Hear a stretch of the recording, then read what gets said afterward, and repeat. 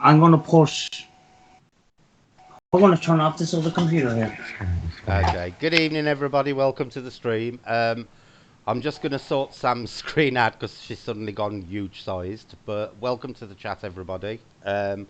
First, I want to apologise to Andy and everybody on the stream about Sunday and the card streaming, the card reading. I actually fell asleep, so sorry about that.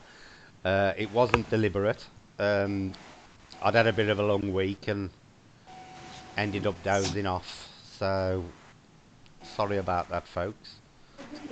Let me just shrink Sam down so it fits in the window. That sounds awful, doesn't it?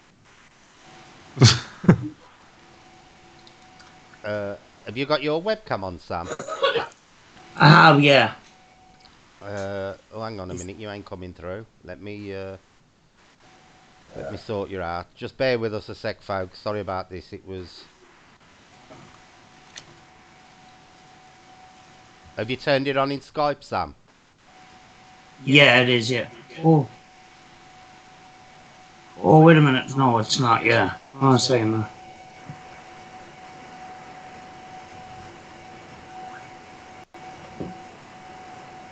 There's Sam. Nice and small. Let's make Sam nice and big. Now you're sitting in the dark, Sam. Oh.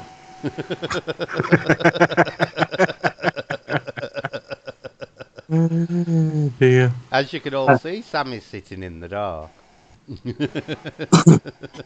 I'll have that sorted now in a second, don't worry. Okay, coke. I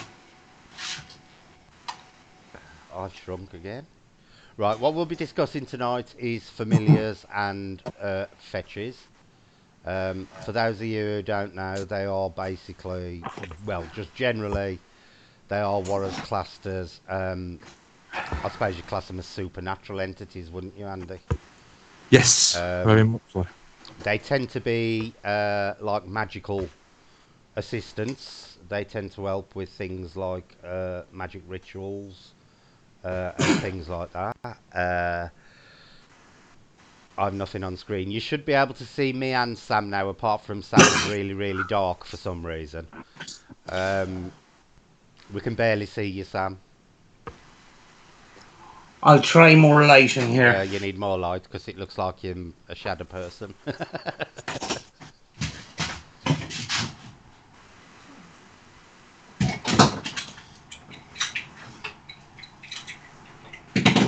Hang on, we've got a buffer at the moment.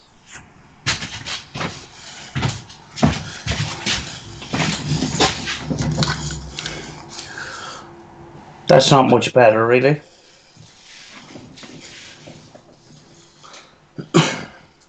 Right, are we back to normal with everybody? Because everybody's saying we've got a buffering problem. I will buffer in at my end a little bit, but it seems to have gone back. Right, has it sorted itself out? Only thing that's not working is video screens are just froze. Right, okay. We've got to jump then. It's just like being really slow. Let me see if it's a problem at my end. I'll just get a refresh. It might be one at this. I may have to end the stream and quickly restart it if it carries on as a problem. Anne says, haven't you paid your electric bill, Sam? Do you know what the problem is? Do you know when you have a studio and you use the do you know the LED lights or those energy saving bulbs? Yeah. It is very, very bad lighting for studios. Right, okay. And Do you know, I've just realised I'm set low. Alexa, turn on cinema in living room.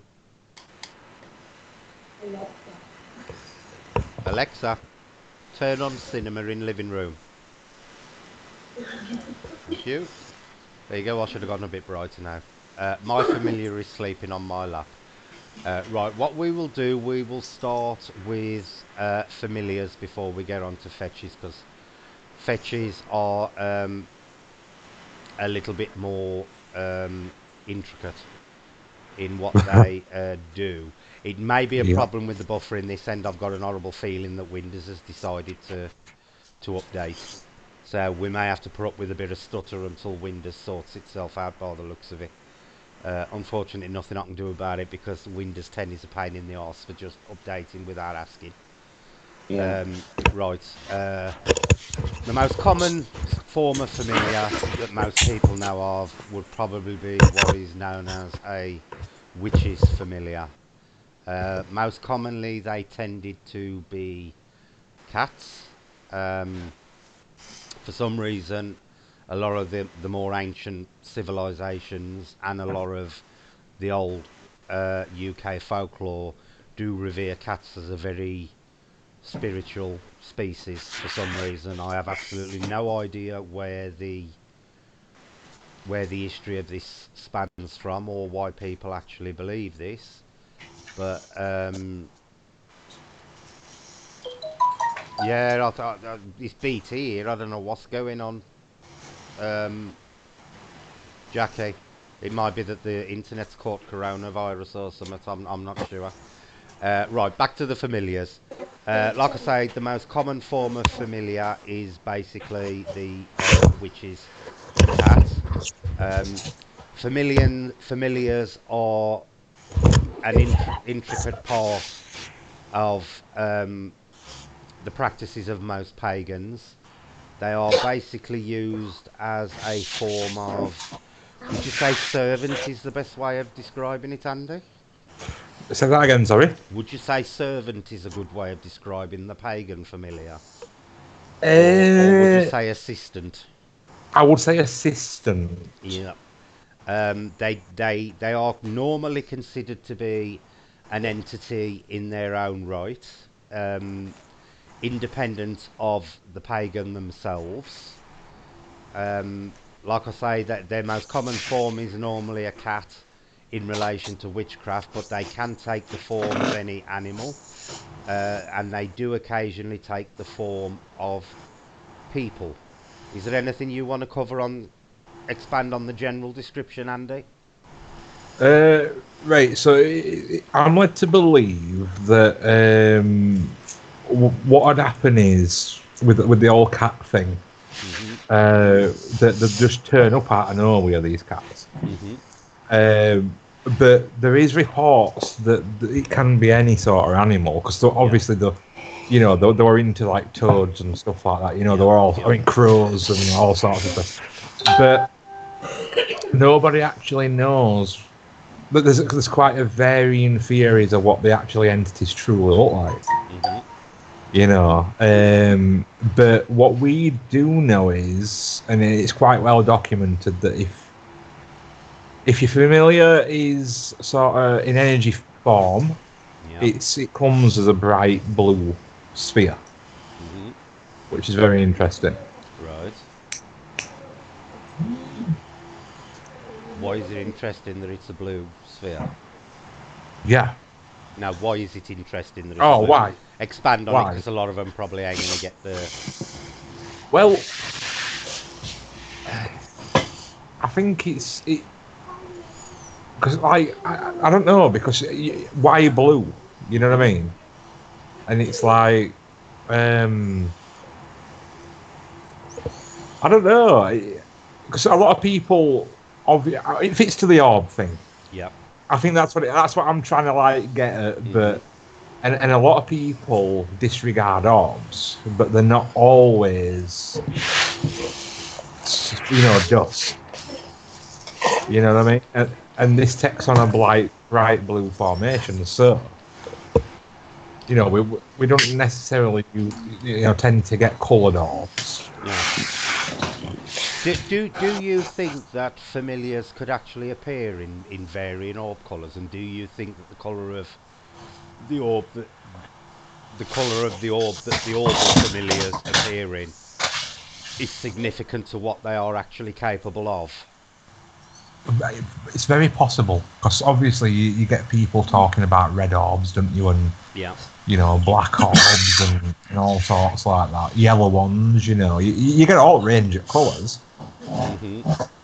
But yeah, it could be, or it could be a mood thing, like a mood ring.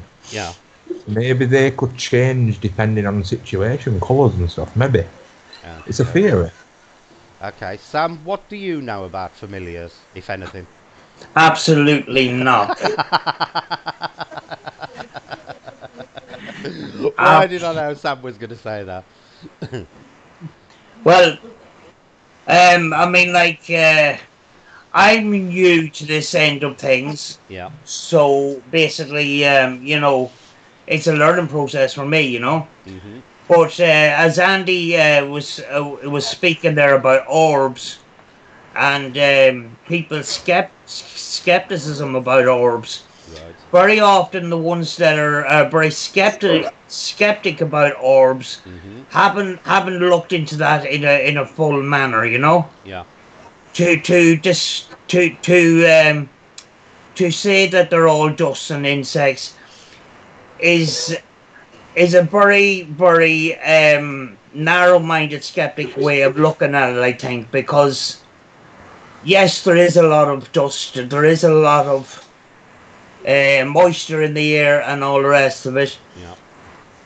but there is a big difference, Right. and that is patterns of movement and all the rest of it, like Mm-hmm. you know Yeah. you do get to know, but the people that are have the most to say often don't have the evidence to back that up, Yeah. what they are saying. So very often I do dismiss some of these skeptic views. Yes, it's good to be skeptic, like, but have something behind that Mm-hmm. skepticism to back it up. Yep. That's what I'm just saying hi to somebody. Well, I'm trying to spell the name properly. Right. Now, one of the main functions of familiars, more so than fetches, and we will move on to fetches later. Andy will cover a lot of the fetch stuff because Andy's got some very interesting things going on regarding fetches. Obviously, he can't reveal all of it, but he'll give you a general outline of what they are. Is that they generally are used to assist witches in rituals and spell casting. Um, do you believe, Andy, that they are totally independent of the witch? Do you believe that they can operate independent of the witch, or do you believe that they derive their power from the witch themselves? I believe they're independent, Right. and that's just from my own experience. You see, there might be varying degrees of that. Yeah. Moved. Sorry, Kaya's pulling me bloody thing off. Um, the other thing that's interesting to note about. Stop it. Sorry, folks, the dogs are playing up. The other thing that's interesting to note is that they've got no real alignment, have they? A familiar tends to do the will of the witch. So a lot of people have got this, and again, it's another Hollywood thing. A lot of people have got the impression that familiars are there just to do evil deeds for the witch, which is, in my opinion, not the truth. That's not to say that they can't do evil deeds, but for me personally, I believe when it comes to actually performing the tasks given to them, the onus of responsibility does tend to fall with, and I'm using witch here as the general term. It ain't necessarily a witch who would be using a familiar.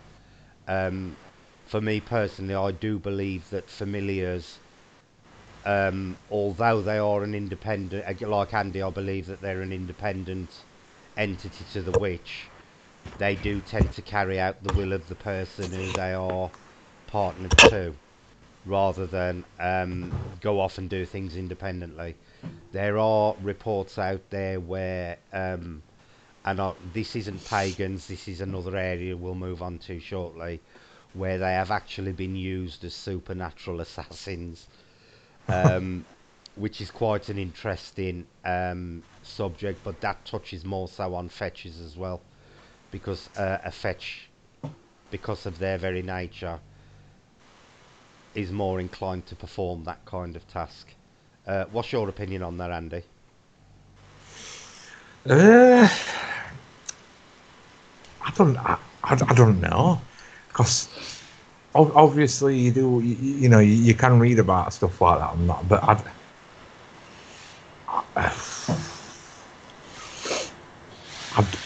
it's an awkward one that for me, because like obviously it depends on morals at which, doesn't it? Yeah.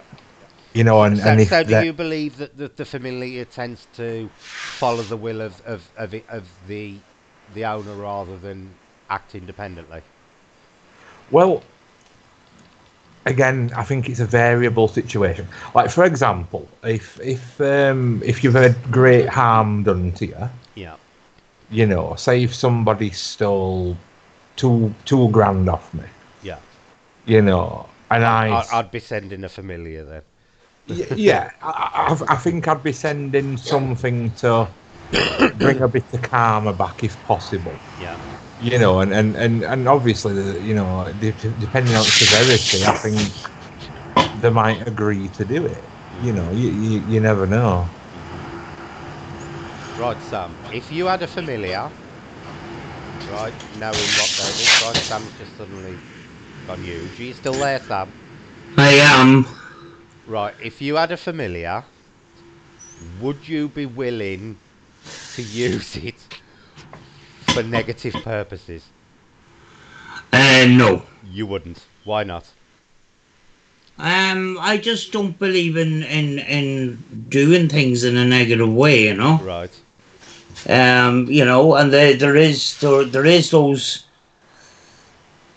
um tales and stories from way beyond, where you know you give negativity out, you'll get it back. Yeah. You know. I'm actually impressed you know that, Sam. Because Well, I don't pay a wild lot of attention to the tales and stories and that, yeah. but you know, it's one of those things through the paranormal that you know you give negativity out, or if you work in a negative way, you're Mhm. going to get negative stuff, you know, coming back, Yeah. you know. And that's why I try to stay out of that as much as possible, you know. Right. Okay. Okay. Right. What we'll do, we'll touch on a few questions in chat, Andy, because there's a couple of interesting ones that have popped up, Yeah, cool. and then we can, give our opinions. And bear in mind, folks, these are just our opinions. Don't take what we say as gospel. It is just our opinions.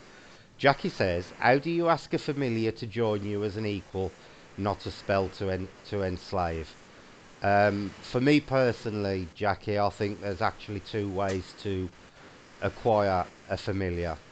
The first one is via a ritual or a spell, and I believe even if you do it that way, you don't necessarily enslave the being.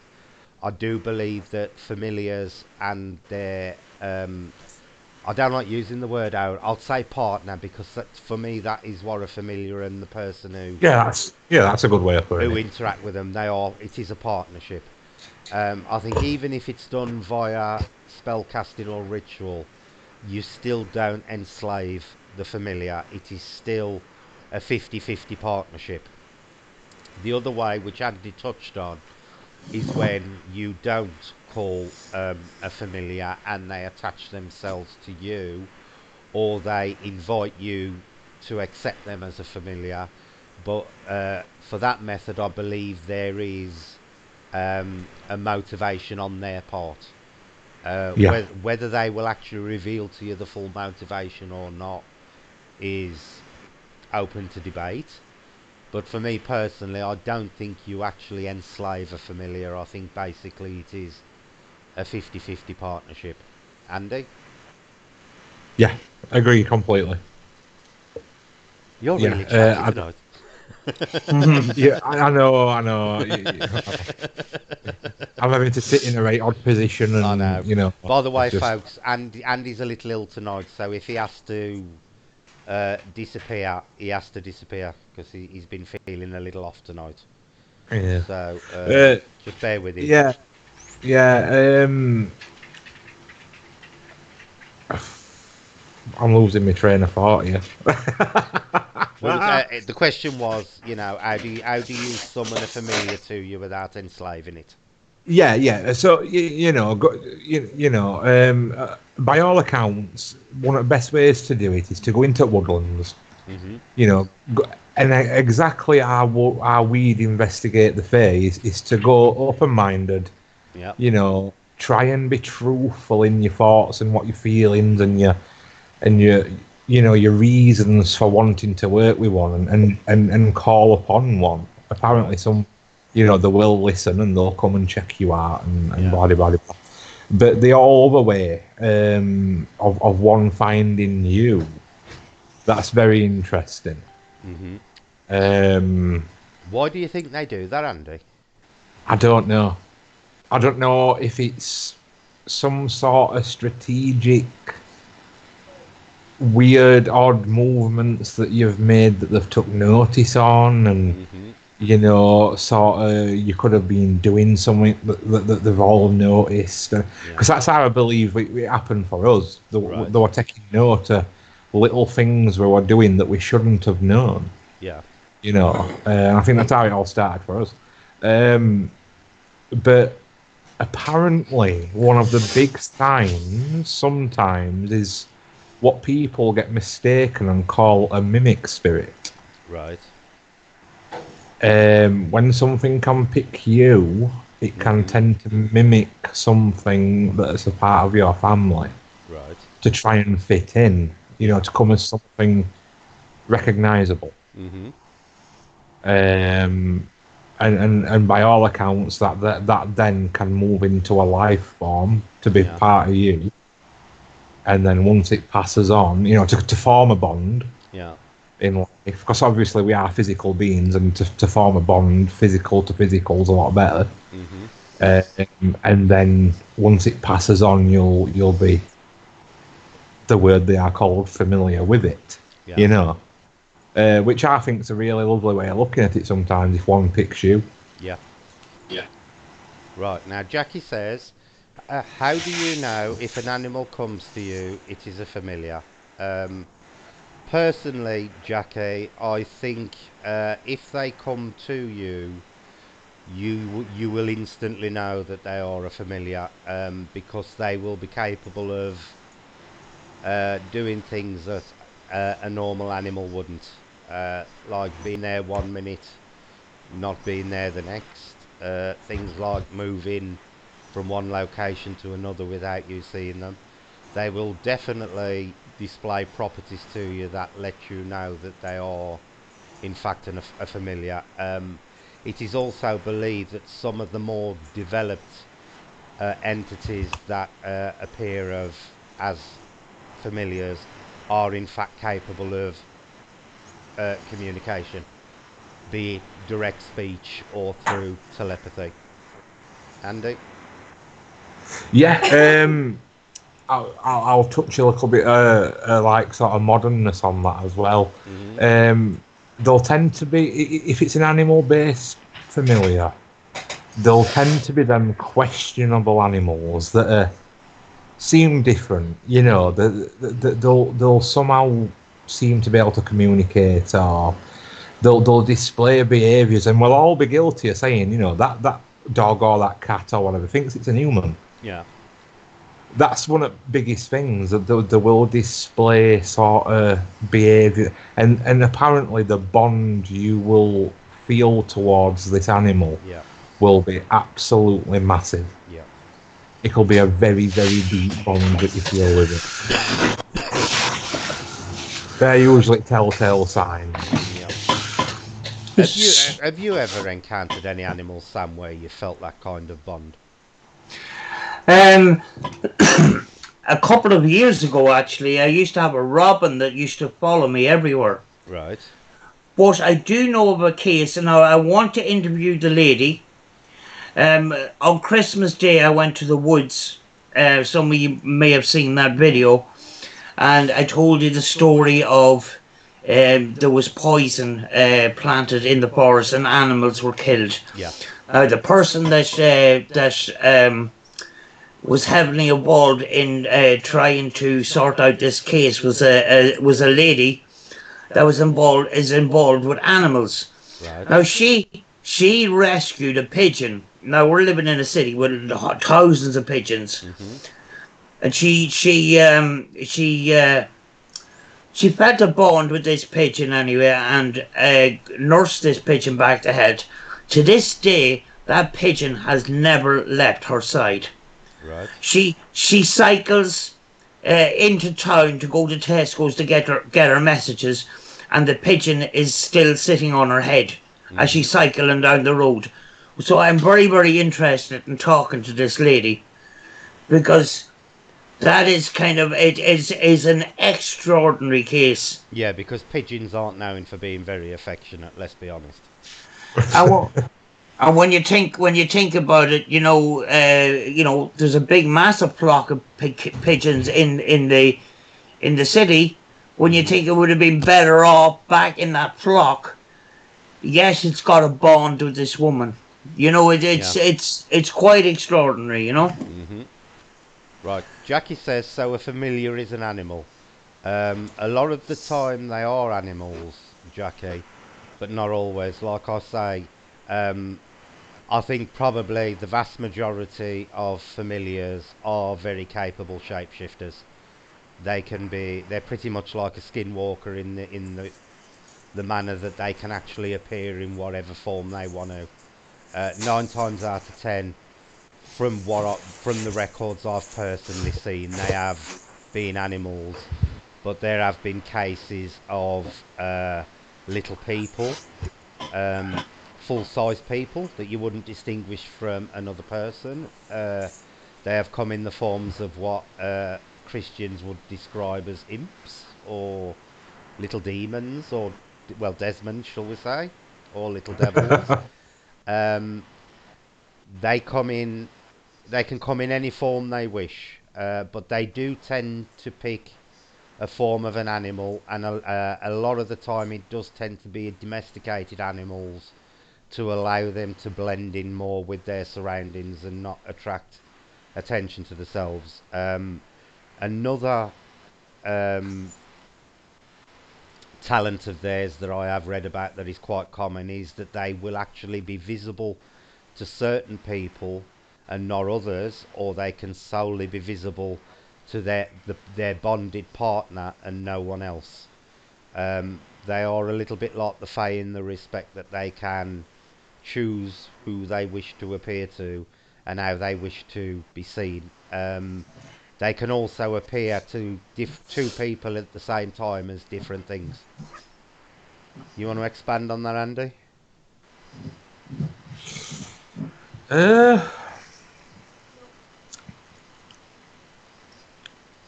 no, no, I think you got that. Okay, okay. Right, I'm going to ask you this, Andy. Are Oh, go familiar on. are there any cases where familiars have been associated with the Fae? Have the Fae ever bonded to somebody in terms of a familiar? Yeah, apparently so. I have read about case. Obviously, it's just reading a story about it in respects of we don't know if it's an actual account or not, but apparently they can. But I don't know if it's the same type of thing, obviously, because I think they're their own type of energy, Mm-hmm. the true ones, and I think what them people might have been getting confused with is a fae that is willing to stay around for a little while to help. Right. You know, Yeah. a bit like what Stuart does. You know, So they're uh, more along the lines of a temporary familiar. yeah, like a temporary guide, if you will. Mm-hmm. Yeah,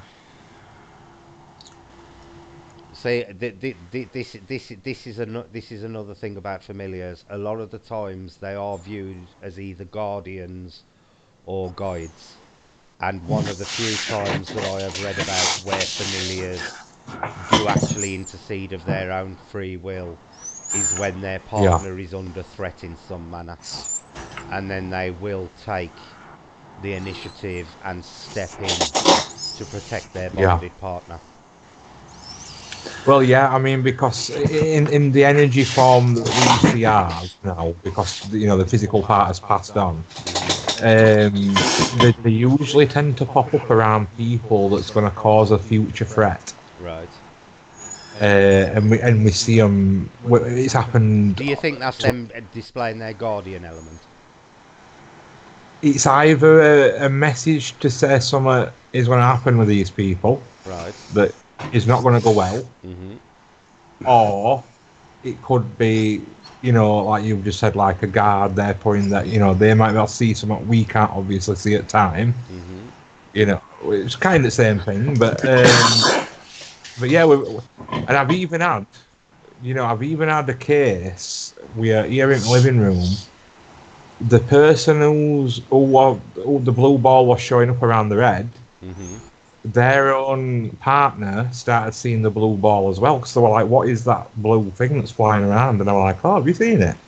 Right. So even they were seeing. Yeah.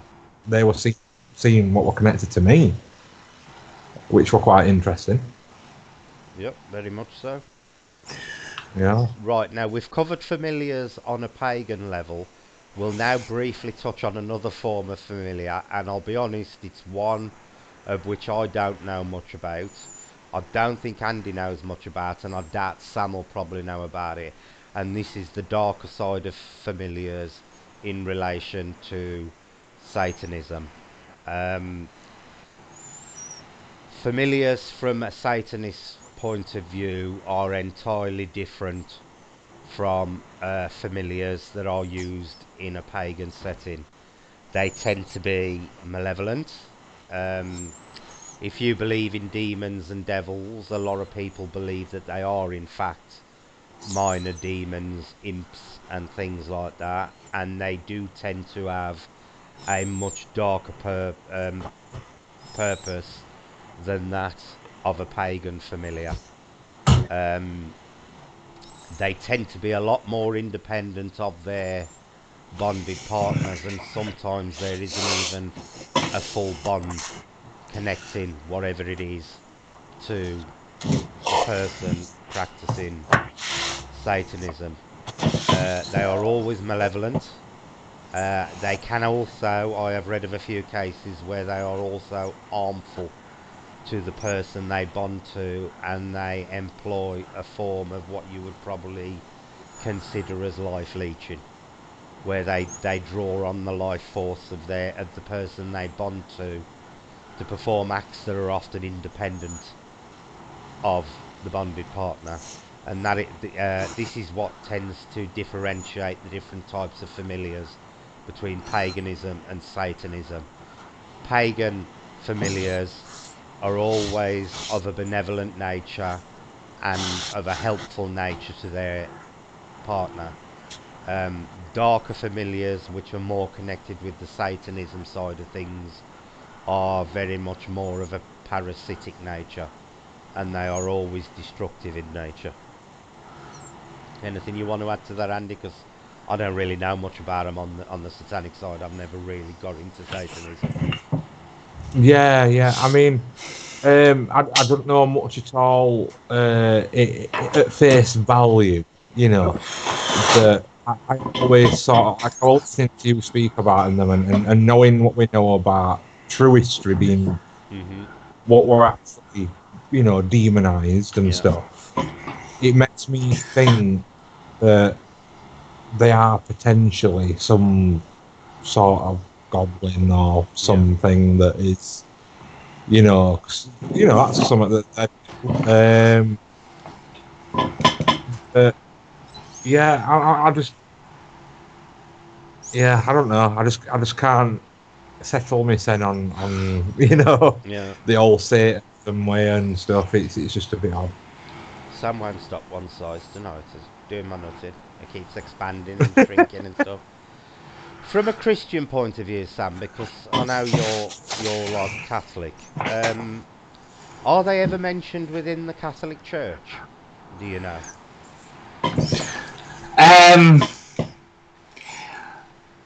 When in regard to the devil and the negative angels associated with the devil,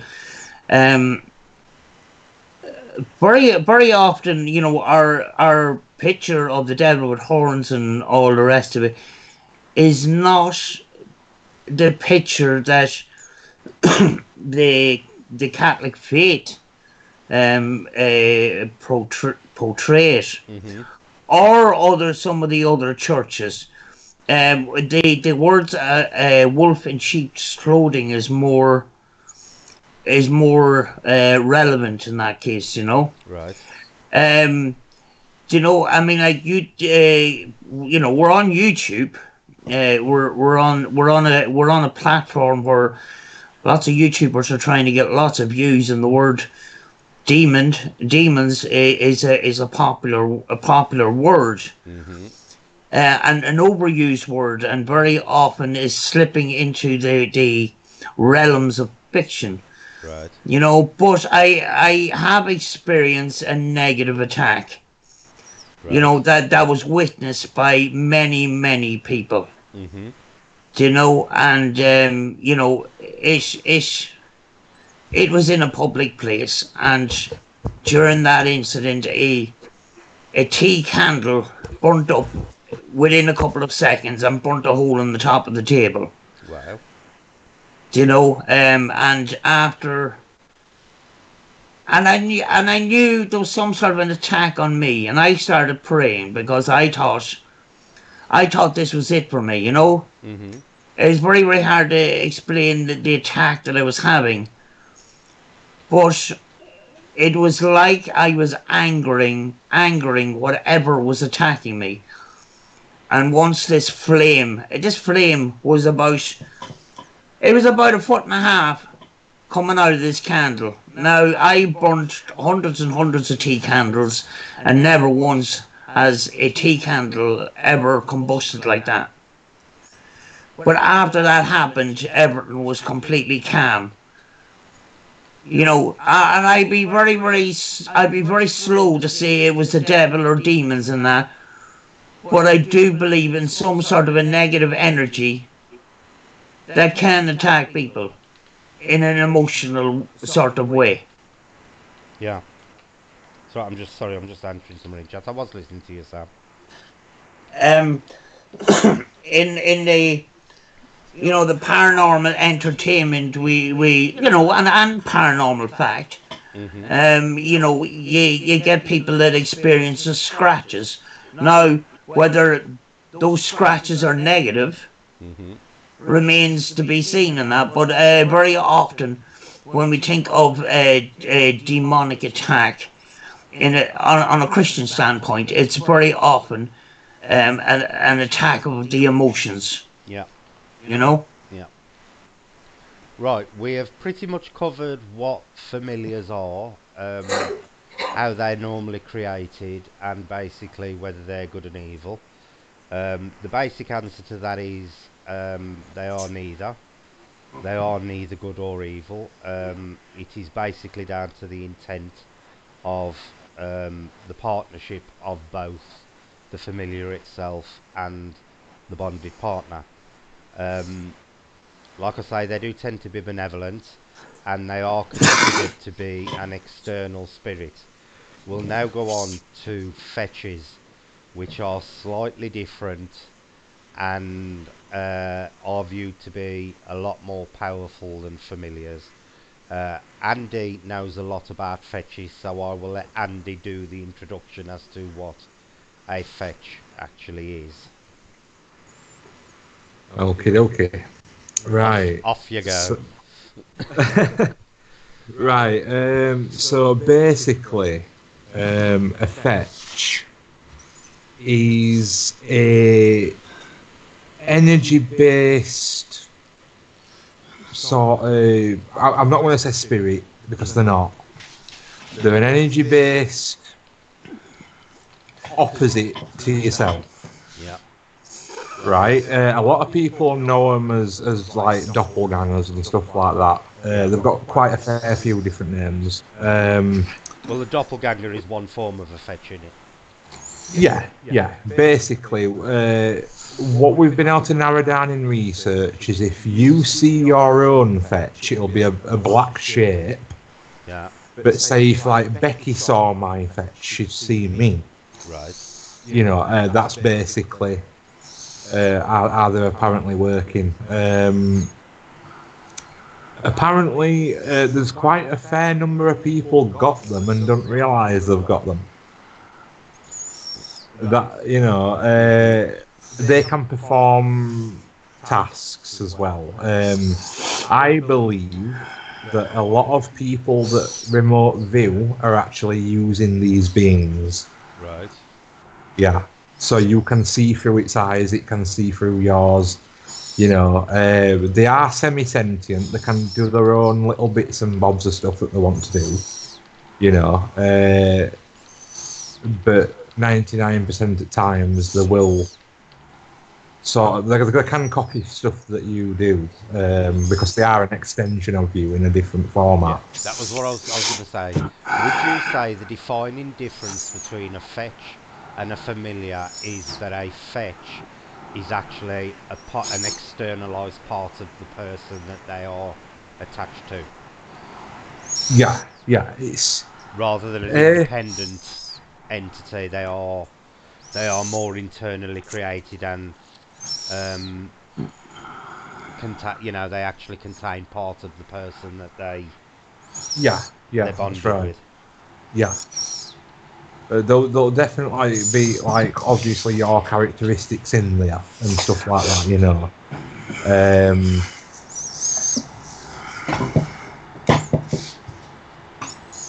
Yeah. Hang on, sorry, I'm just silencing somebody at the moment. Sorry about that. Okay.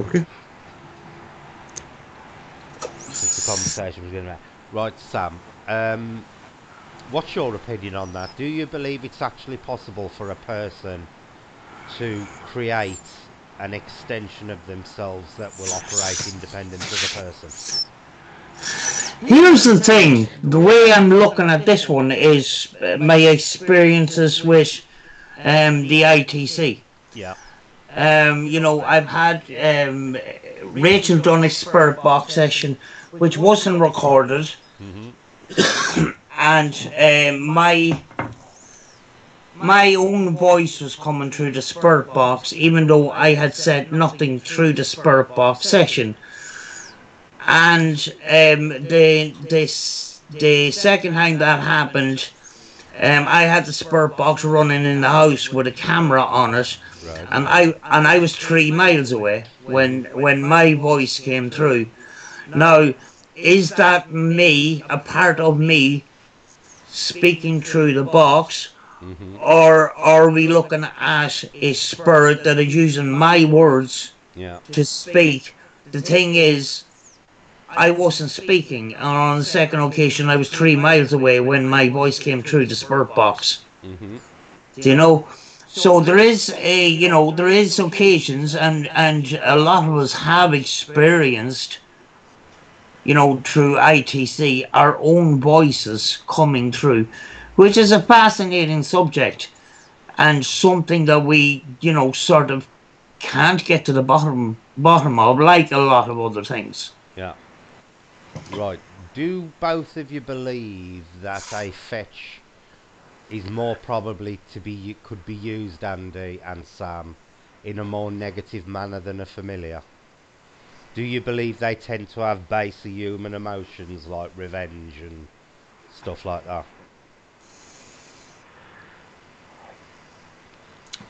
I personally believe your mindset could affect its behaviour, yeah. Mm-hmm. For sure. Sam? I couldn't possibly comment. It's just not something that I know too much about. There's not much I can say about it, and I could say something for the sake of saying something, but to be honest with you, I don't know an awful lot about that. Yeah. I could give you an example of something I once come across. Go on then. Right, so I once owned a business with a friend. His business was doing terribly bad, and I had a couple of £1,000 to spare at time, and I helped him out. I give him money. Mm-hmm. I give him money for stock and stuff, and to get his feet back on ground. Mm-hmm. And I says to him, I says, I'll come and help you out, and I'll do all, advertising and get your website done, and I'll help you. Because he were on his own, he was struggling. And he were like, yeah, cool. And I says, and to repay me, just give me £200 a month. Right. Just make it a cheap wage. Yeah. And he were like, yeah, we can do that. Anyway, the idiot made some more bad decisions without me being there, and we actually lost the lot. And at the time, I was going through a relationship breakup, and things were quite, bad and up and down. I ended up living with a guy, and I had to pull away from him. We're not friends really anymore because there was some stuff that they did what were awful. But anyway, a little bit later on down the line, I'm in a club one night having a drink, and he comes up to me and then he was like, "Hey up," and I'm like, "Hey up, I've not seen you for a long time." He says, "Well, I need to ask you something," and I'm like, "Okay." He says, "First I'm going to tell you what happened." He says, "I were having a load of bad luck, as you know." I says, "Yeah." He says, "And I got this new job, and this woman kept staring at me. Like really worried look on her face." Mm-hmm. And he says, and one day I says, what do you keep staring? And she's like, "There's something on you." She goes, "I can see this big black shape on you." She says, "But it's got a face." Mm-hmm. And she was like, "And it's just constantly like smirking at you." Right. And she goes, "You know who it is?" She goes, "You definitely know who it is." And she goes, "It's a friend of some sort or somebody you know." She goes, "Show me some pictures of people you know." And when it come to me, when he was scrolling through his phone, she goes, "That's it." She goes, "Whatever you've done to this lad," she goes, "he's put something absolutely horrible on you." And had you done that consciously, or do you think I hadn't done it intentionally or consciously. I just developed that sort of with him attitude? Yeah, and he comes to, if he sought me out to come and ask me to take it off him. Because she said, "Well, if that's on you, nothing will ever succeed for you." So I had to find it in me to forgive him. And apparently it worked, because now he's doing really well. That's really interesting. So here's a question to both of you. From what you've just heard, Sam and Andy, what Andy's just said, do you think it is actually possible for people to unconsciously create a fetch and do something like that on a regular basis? Do you think this could be a lot of people's, when they say, "Oh, it's karma," it could actually be this in action? Quite possible. But another slight thing I've always had in the back of my mind as well, it lends to one of the poltergeist theories also. They always say it's an emotional youngster that's going into adulthood, and emotions are running high and activities kicking off high. It's always based around one person, and it could lend some reasoning to that. Yeah. Also, because, see, fetches and poltergeists are quite closely related, and I suppose you could say that they can interchange depending on what your beliefs are. Because as you say, it's quite a common belief, especially with poltergeists, that they are actually generated normally by the adolescent that is actually being affected by them. Because poltergeists do tend to centre around one person. That person has to be present normally for any kind of phenomenon to occur. So, could it be that we are actually mistaking poltergeist activity for what in effect could be fetch activity? it's plausible. What do you think on that, Sam? Do you think we could unconsciously set something on somebody without realising it? Yes, because what I'm thinking here is, when you think of the stone tape theory, where emotions and a sudden death or a something dramatic is captured in the very fabric of a building. Yeah. Could it not be possible that those emotions could could be trapped on a person as well. Yeah. Yeah. That's actually a really interesting point, Sam. Well, when you think about stone has crystal, the human body has water. It's an energy. Water's an energy conductor. We never hear anybody speak of that kind of a energy transfer because that it's all theory. Mhm. So it could be some sort of an energy transfer because of the intent. I don't know. What's your opinion on that, Andy? In relation Uh, to stone tape theory, that's quite an interesting point. That one. yeah. Because thinking about it, I suppose technically, if energy can imprint on, material objects like buildings, stone, wood, Yeah. whatever, could it be possible that people's emotions are actually imprinting onto other people? It's quite possible. That's actually quite Definitely. an interesting point, that Sam. I I've just ne- came up. I yeah, I've never, just came up with it there now. Actually, yeah, I've never actually thought of it that way. In relation to stone tape theory, is it possible that we could actually, a living person, could imprint onto another person? And in effect, you would be creating a fetch at that point. Yeah. Yeah. when you think about it too, I've had problems with so-called friends, and there had been hate hurled towards me, Mhm. and even long after the so-called incident and situation, very often, when somebody goes through that, it takes a couple of months to actually get through that.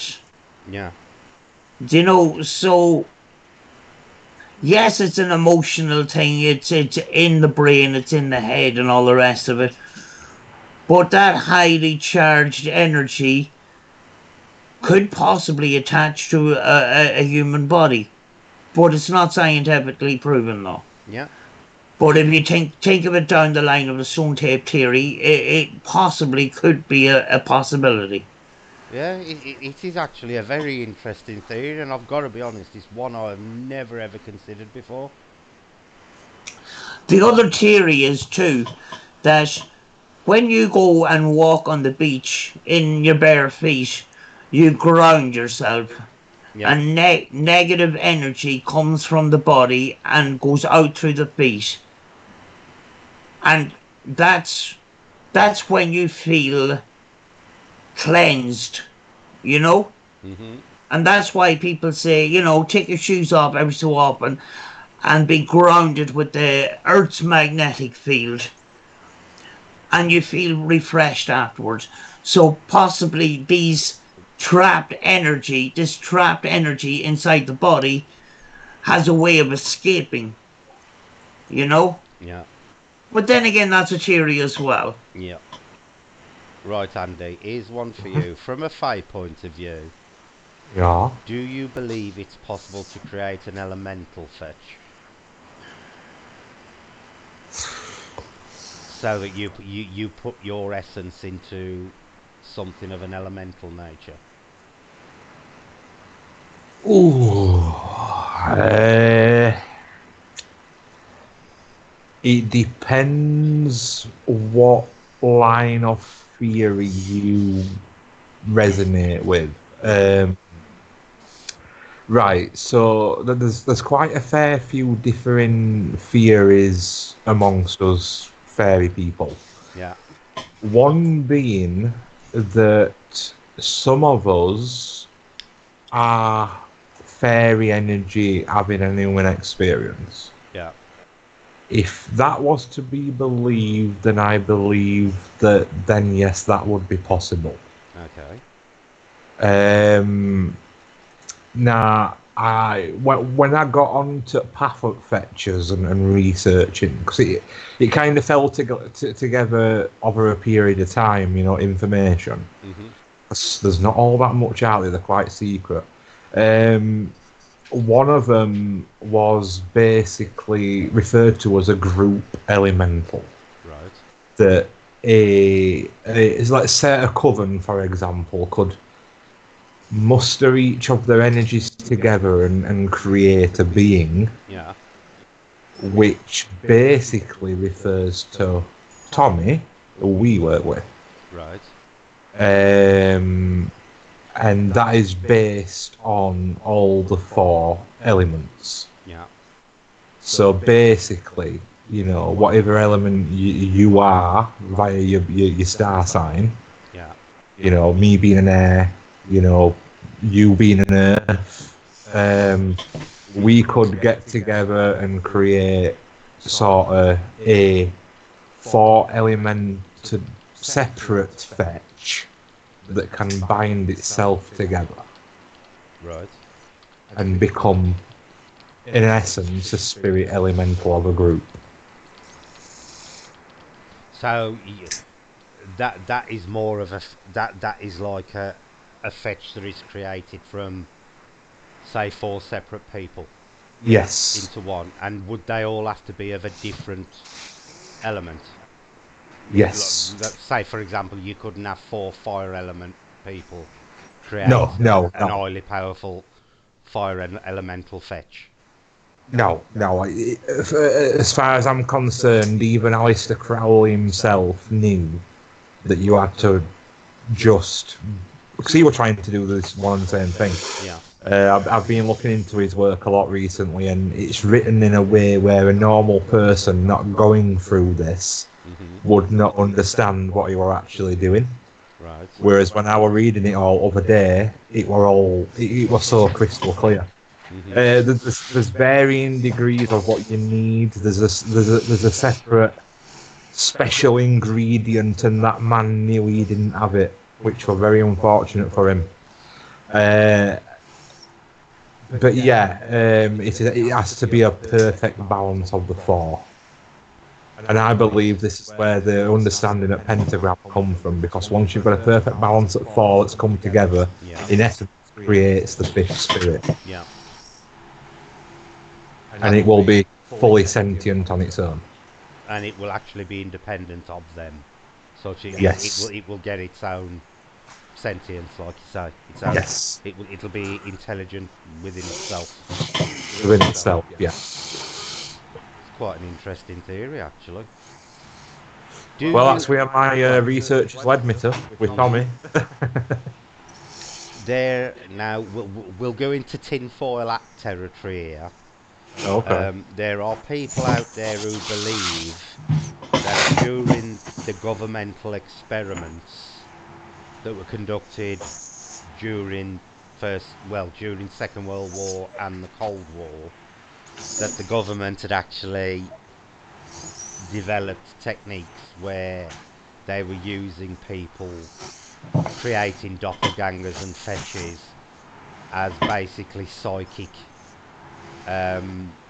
assassins.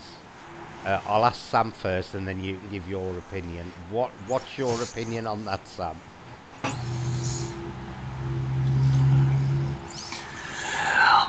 I don't know an awful lot about it, so I don't really. I can't really say anything about it, to be honest. Yeah. I'm What is your opinion that the government may have done it? Just give us a general opinion on it, because for me it's a conspiracy theory. It's proper tinfoil hat stuff. Tinfoil hat stuff. Yeah. The thing That's is, a technical term. Yeah.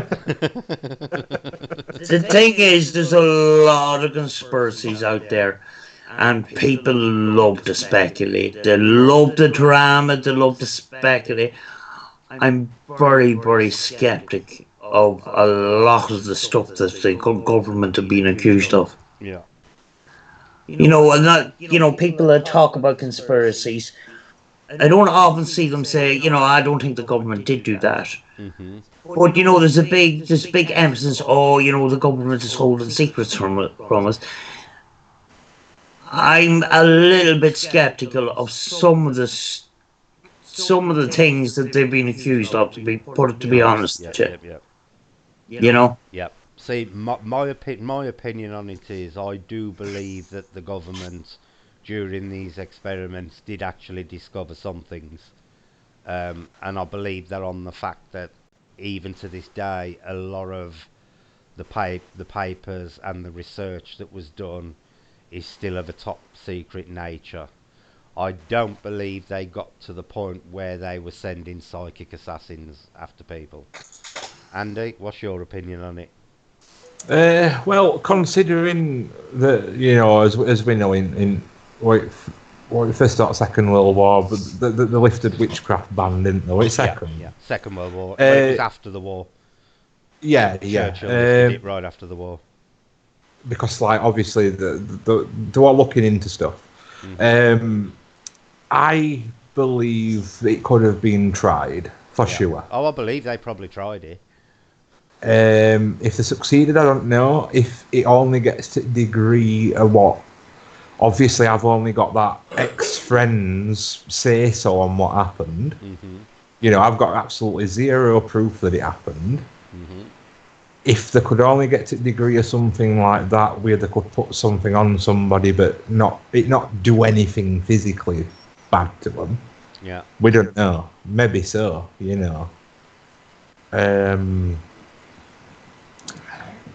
It's possible. Okay. Right. Do you believe that people getting a general knowledge of fetches would be a good thing or a bad thing? Or do you think it's better that they are actually one of the less well-known elements of the paranormal?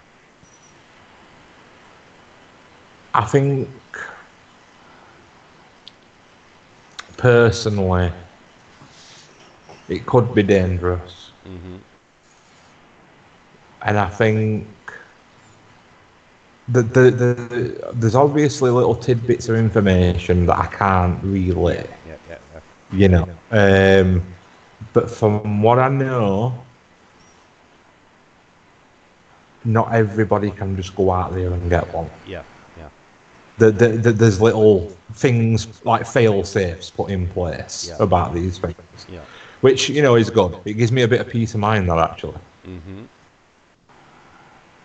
Right, Sam. Hearing what you've heard about fetches tonight, what's your opinion? Do you think it would be a good idea if everybody learnt how to create one?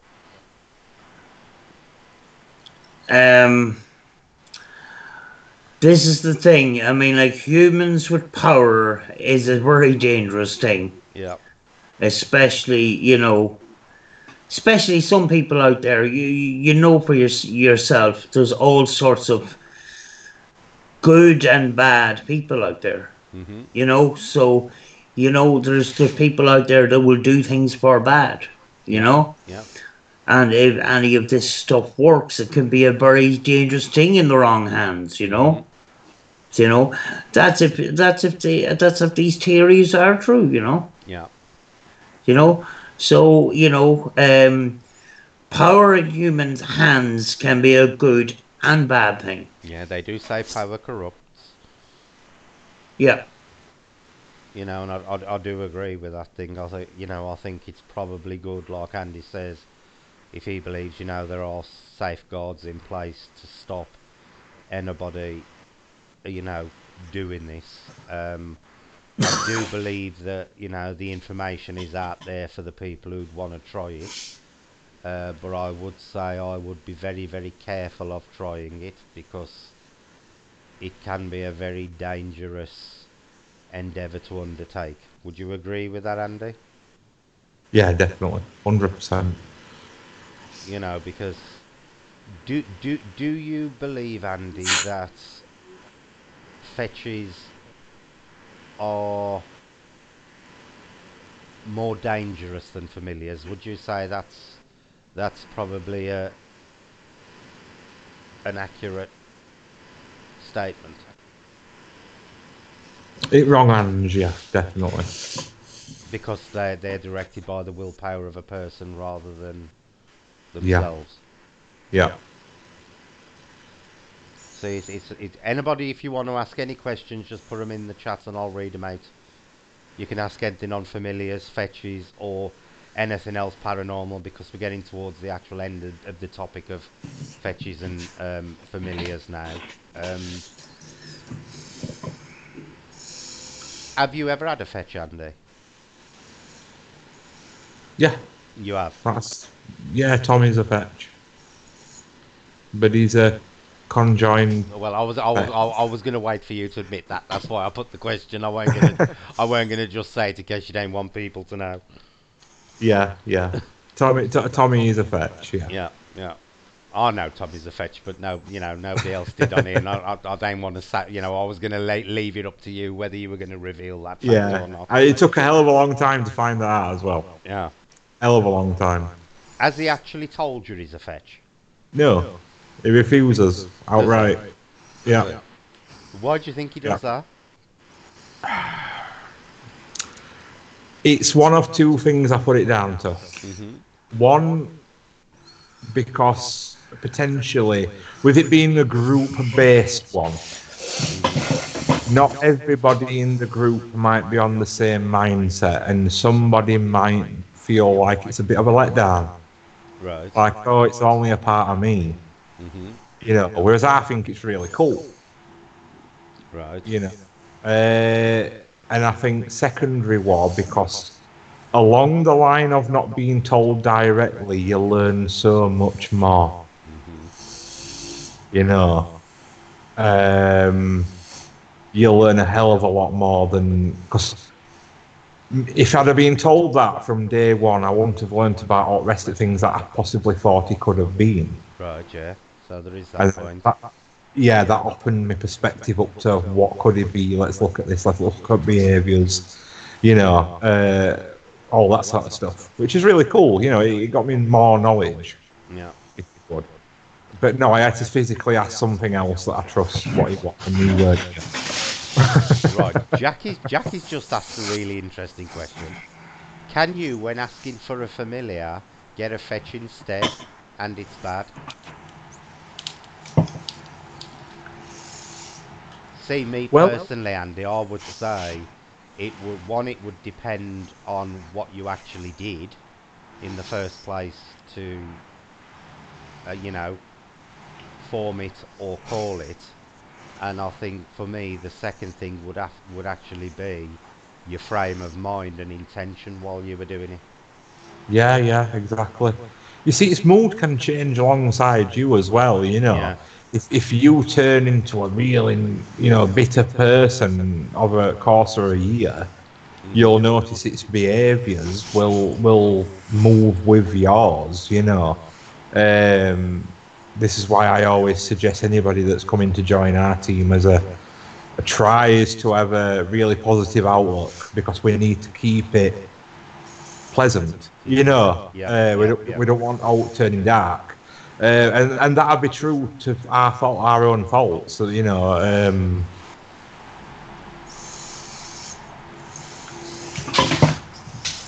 but yeah, I mean, there's all possibility you could get one instead of a familiar.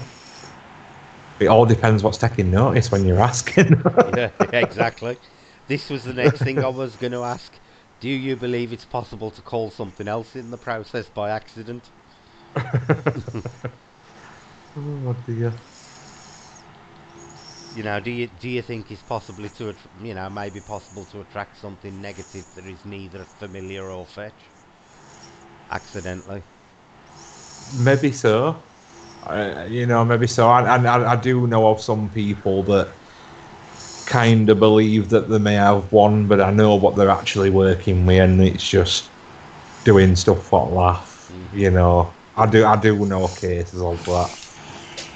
Right. Do you believe that it's actually possible that one can break free of its creators and go on to be independent? Yes. You do. Yeah. That's interesting. Yeah.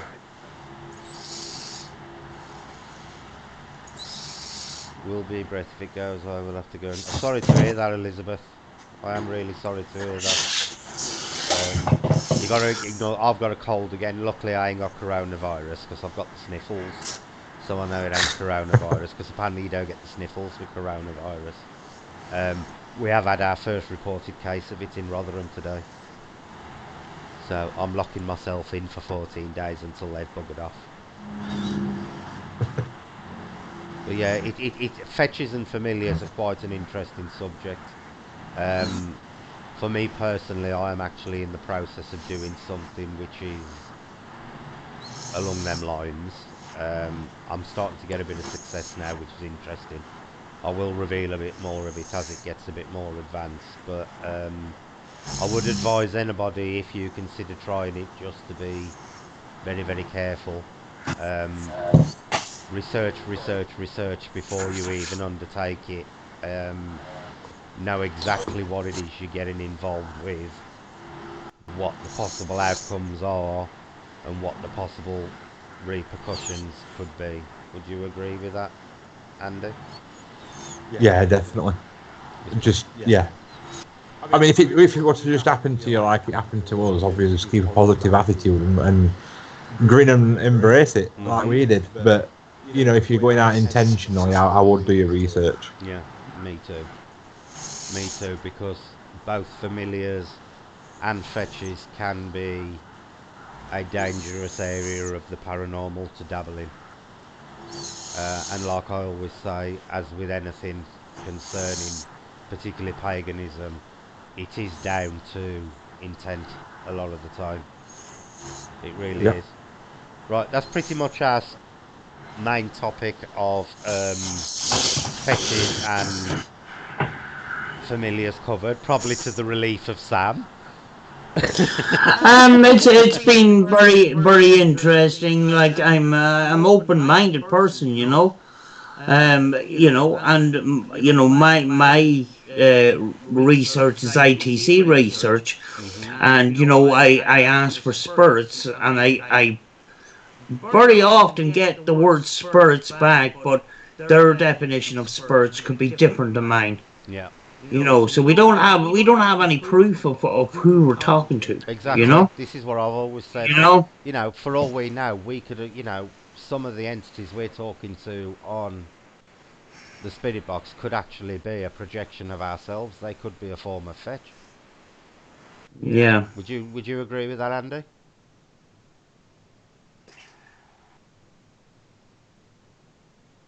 his audio's gone quiet. Yeah. Yeah, Andy, he might come back on in a minute. yeah. I had a lot of white noise coming through my headphones, and it's gone now. Yeah. It was like he was at the beach or something. Yeah, he should come back on in a minute. Right, has anybody got any other questions they'd like to ask me or Sam until Andy comes back on? Or want to discuss anything in general? I don't mind. We can talk whatever you want about. We can talk about coronavirus if you want to. It seems to be a popular topic at the moment. But yeah, I actually deal with the paranormal for real. Where's Brett? I'm here, Selena. Lost Skype, but was just going to say I'm going to mute and get some air. I'll jump back on when I feel a bit better now. Okay, Andy, no problem. Just jump back into the chat whenever you're ready. All right, Um, I have had to banish evil spirits. What's your opinion on that, Sam? Do you think, as paranormal investigators, we should be dabbling in stuff like that? the church says no, but that's the church. Yeah. Whether if we believe in God, whether God approves is another thing entirely. I just don't know. The church certainly doesn't recommend that people do this Mhm. because of the fear of evil spirits and that. Um, I have never, in my time doing ITC research, I've never been physically or emotionally attacked because of doing ITC research. Mm-hmm. You have people that says, I'm not turning on my spirit box at home. For the last week, every single night I've been doing spirit box sessions, and nothing has happened in my house. I get an odd bit of activity, but nothing has happened. I'm doing a trial. I'm doing a spirit box session every day for the time being. It's gone on for 4 or 5 days now, just to see will I get an increase in responses, and it seems to be helping. That connection seems to be a theory that people say, and I think there's possibly is something to that. Mm-hmm.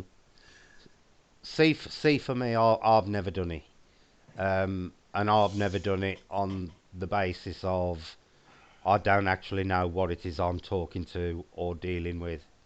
You know, people make the supposition they're dealing with dead people. For me, I don't. I've never subscribed to the fact I'm talking to dead people. I know I'm talking to something. I've just never been fully convinced that it's dead people we're talking to. As far as I'm concerned, it could be anything out there.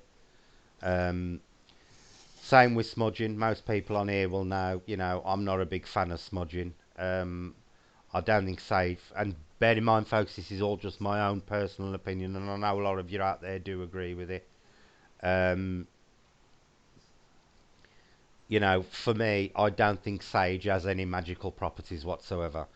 I think, if you're going to attempt anything like that, I think it's more along the intent and a force of will um, that causes the effect more so than the sage itself.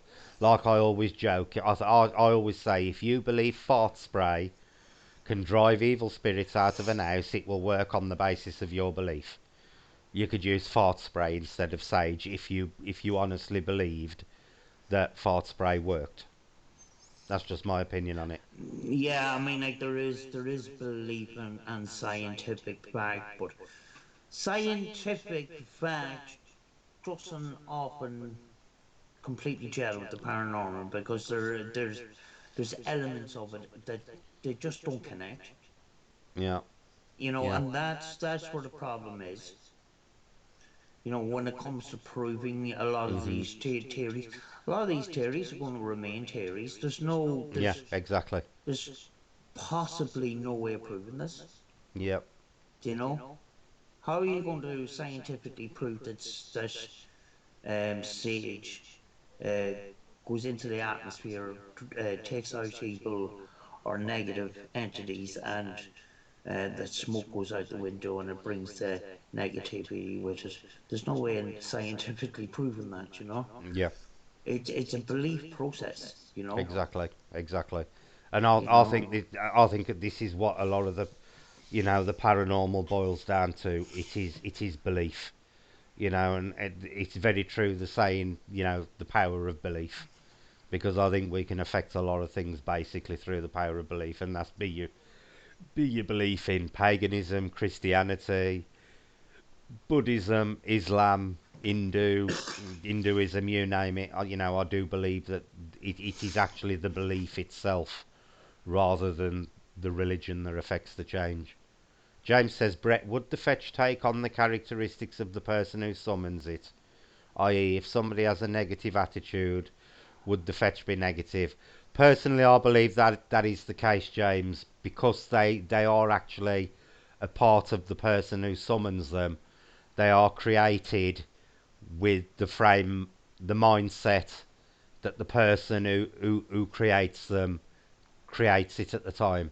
Like Andy was saying earlier, fetches can change over time. Like if you went from being an happy person to a bitter person, then I believe that would actually reflect in the fetch as well. The same would apply to the fetch. The fetch, even though it has its own independent personality, the overall mood of the fetch would change to match the summoners. James says, if farts clear the house of spirits, then my house will be well clear.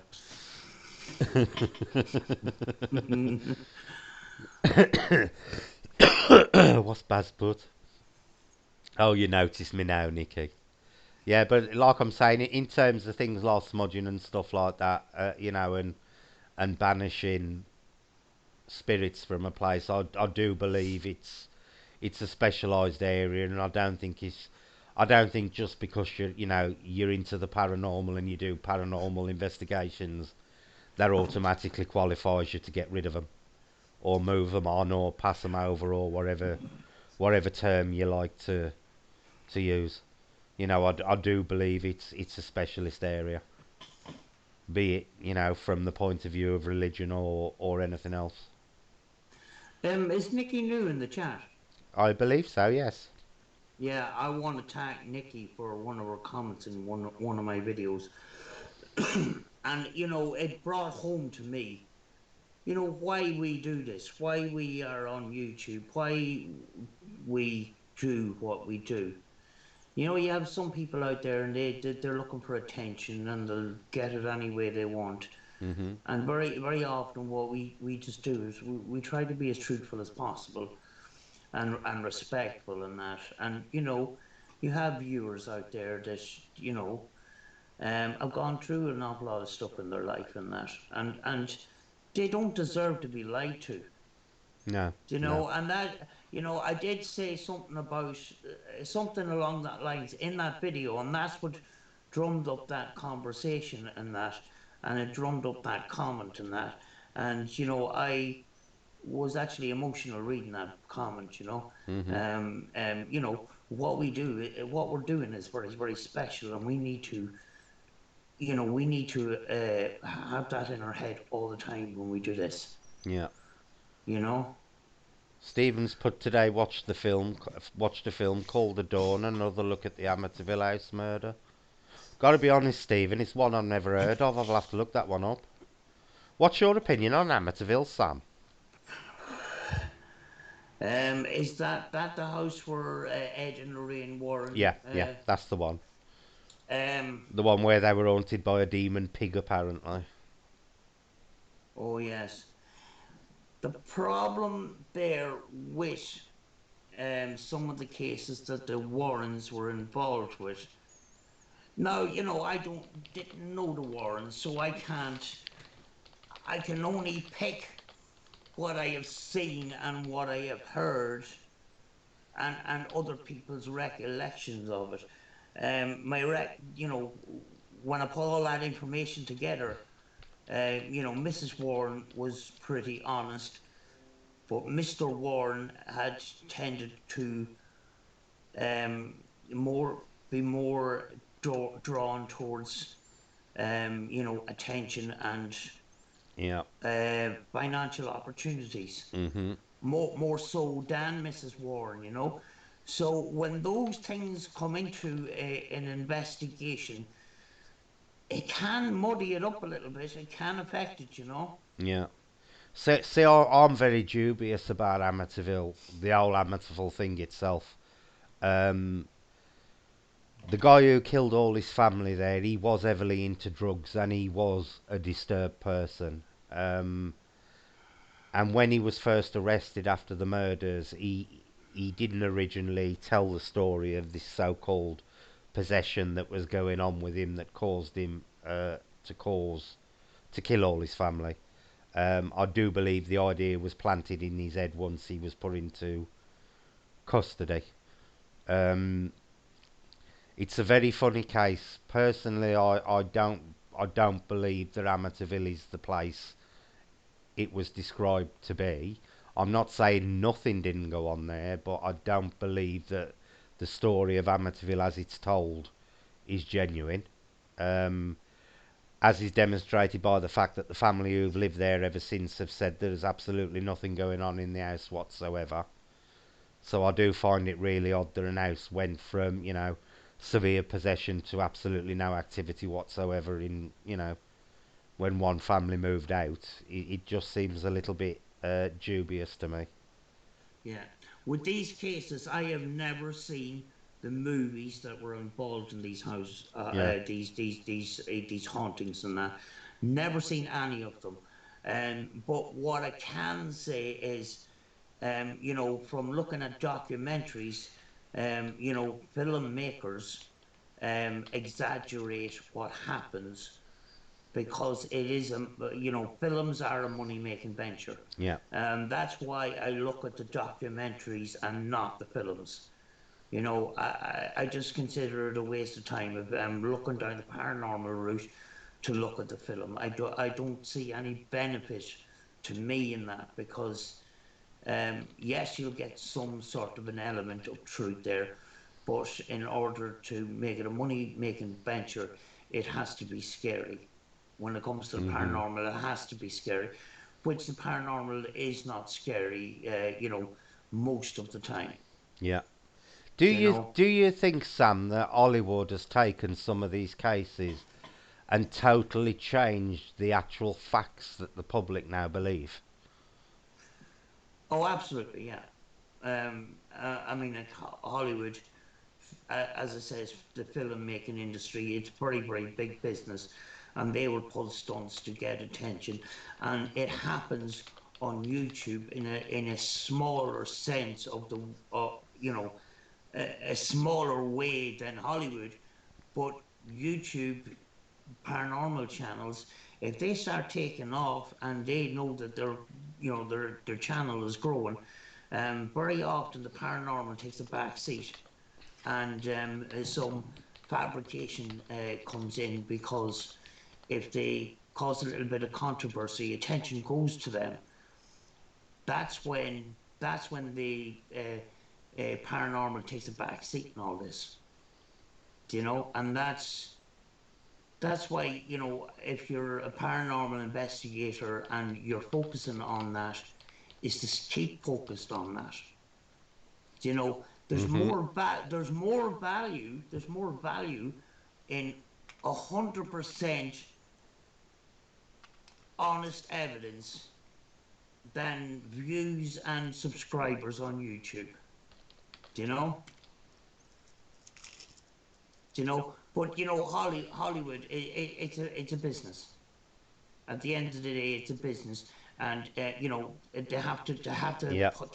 they have to cast Yep. out bait Yep. to get people to watch. Yep. You know. It's the same with films like The Blair Witch.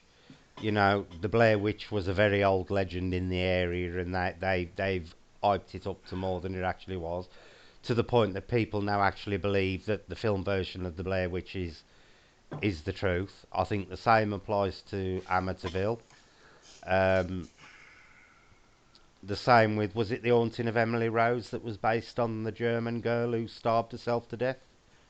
That was another one, and Oh yeah. also the same with The Entity, the woman who was being raped by or apparently raped by um, the spirit. I do believe that Hollywood has changed the facts to the point that the public believe the Hollywood version more so than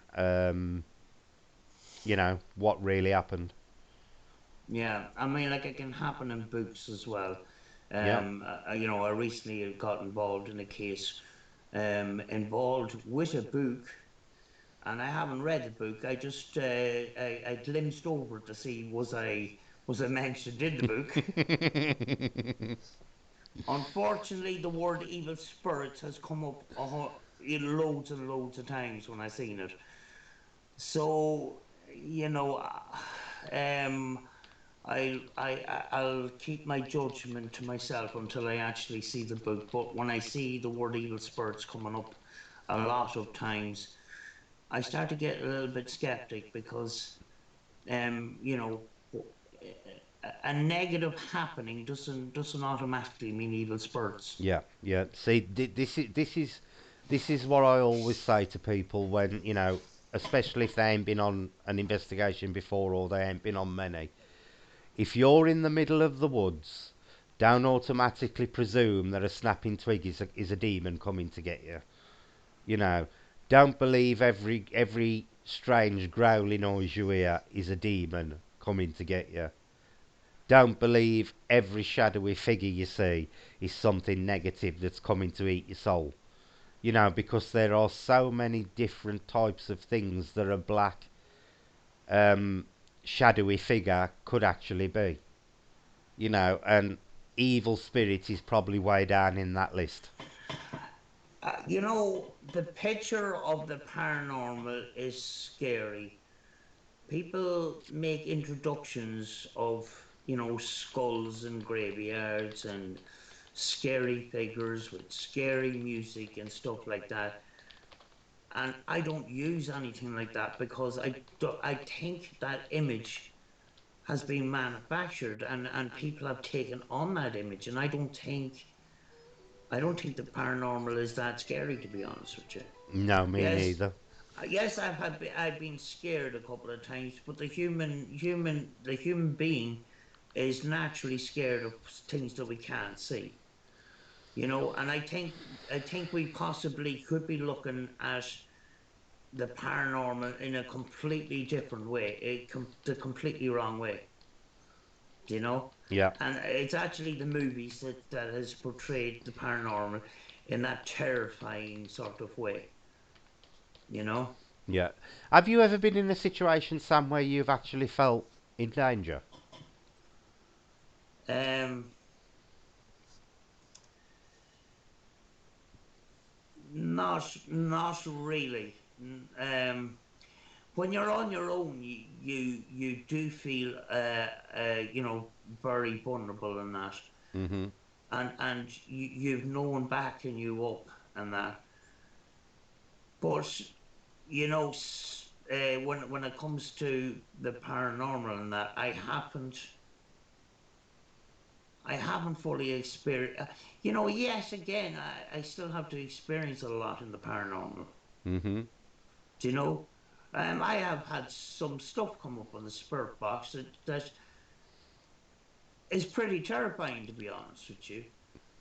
But at the end of the day, you still have to put your logic hat on, and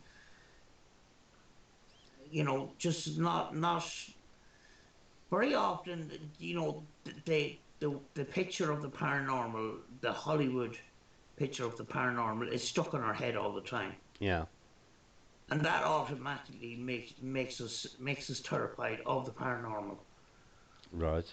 And I think, if we were a computer and we completely eliminated those files, the paranormal, as a completely clean sheet, would be a completely different story. Yeah. You know, You know. even Go on. we do get terrifying stuff coming up on the spirit box and stuff like that. But you know, I've had stuff in the last week that's been absolutely terrifying. I had a spirit box session on a beach Yeah. where, if I put all the evidence together, it's telling me that somebody's been shot in the head. They've had a hole in their head. Yeah. I put out a little bit of that spirit box session. Um, you know, um, the first within the first 10 seconds, I'm shot. Right. Now, I thought, I'm shocked. Very often some of the syllables can be missing, but I've reviewed it and reviewed it and reviewed it. It's coming up with I'm shot. But further down the spirit box session, it's coming up with a hole in the head, which I don't see where that fits into radio Yeah. broadcasting. Yeah, Exactly. do you know? Maybe I'm jumping to conclusions and adding two and two together and that, Mm-hmm. but it is still pretty interesting. The area has a gruesome past involving the fort and the castle and that. So Yeah. I haven't fully looked into that. So there could have been bloodshed along the coast, the coastal area that I was working at. So I Mm-hmm. don't, I just don't know. Do you know? Have you ever had any communication, Sam, that you've never revealed to anybody for whatever reason? Um, no. No, I did. Um, I have actually discussed it since, but I kept it to myself a long time. When I was younger, um, I'm talking like 13, 14, 15. When I first started doing Ouija boards, we started to get a regular contact on the Ouija board, and she basically revealed a lot of very private details about what had happened during her life, and it concerned someone she referred to as Reggie Rape, who apparently was her uncle, and it was to do with sexual abuse and stuff. Now, bearing in mind, I'm going back 40 years, well, more than 40 years, just under, um, talking about, child abuse and stuff wasn't something that was really talked about at the time. So to me, it was quite shocking. And it was one thing that I never actually revealed until about 5 years ago to somebody. And this was a regular contact I used to get on the Ouija board, and basically she taught, and it was over a series of about 18 months that her entire story came out on the board. But it was quite harrowing to see it spelt out. I've got to be honest. Yeah, Now considering how things like that are more out in the open, it wouldn't really be considered, quite as shocking, even though it should be. But to a 14-year-old lad, the things that came through that board were quite an eye opener. Quite an eye yeah, opener. yeah. When you did mention it, it just did come to my head. I did have an incident where I did grab the camera. An incident happened here in the house. There was a very strong smell of perfume in that, and that perfume smell was very, very familiar. Mhm. And I grabbed the camera because the dog was actually choking on that with the smell. Mhm. I was out all day, and I was very, very emotionally. I was emotionally in not a great place in that, and I Yeah. arrived home, and the dog was coughing in that, and I opened up all the doors and windows, and the smell just got worse and worse and worse. And then some items, one or two items, moved in the house, and one or two of those items were sort of personal to belong to a friend of mine.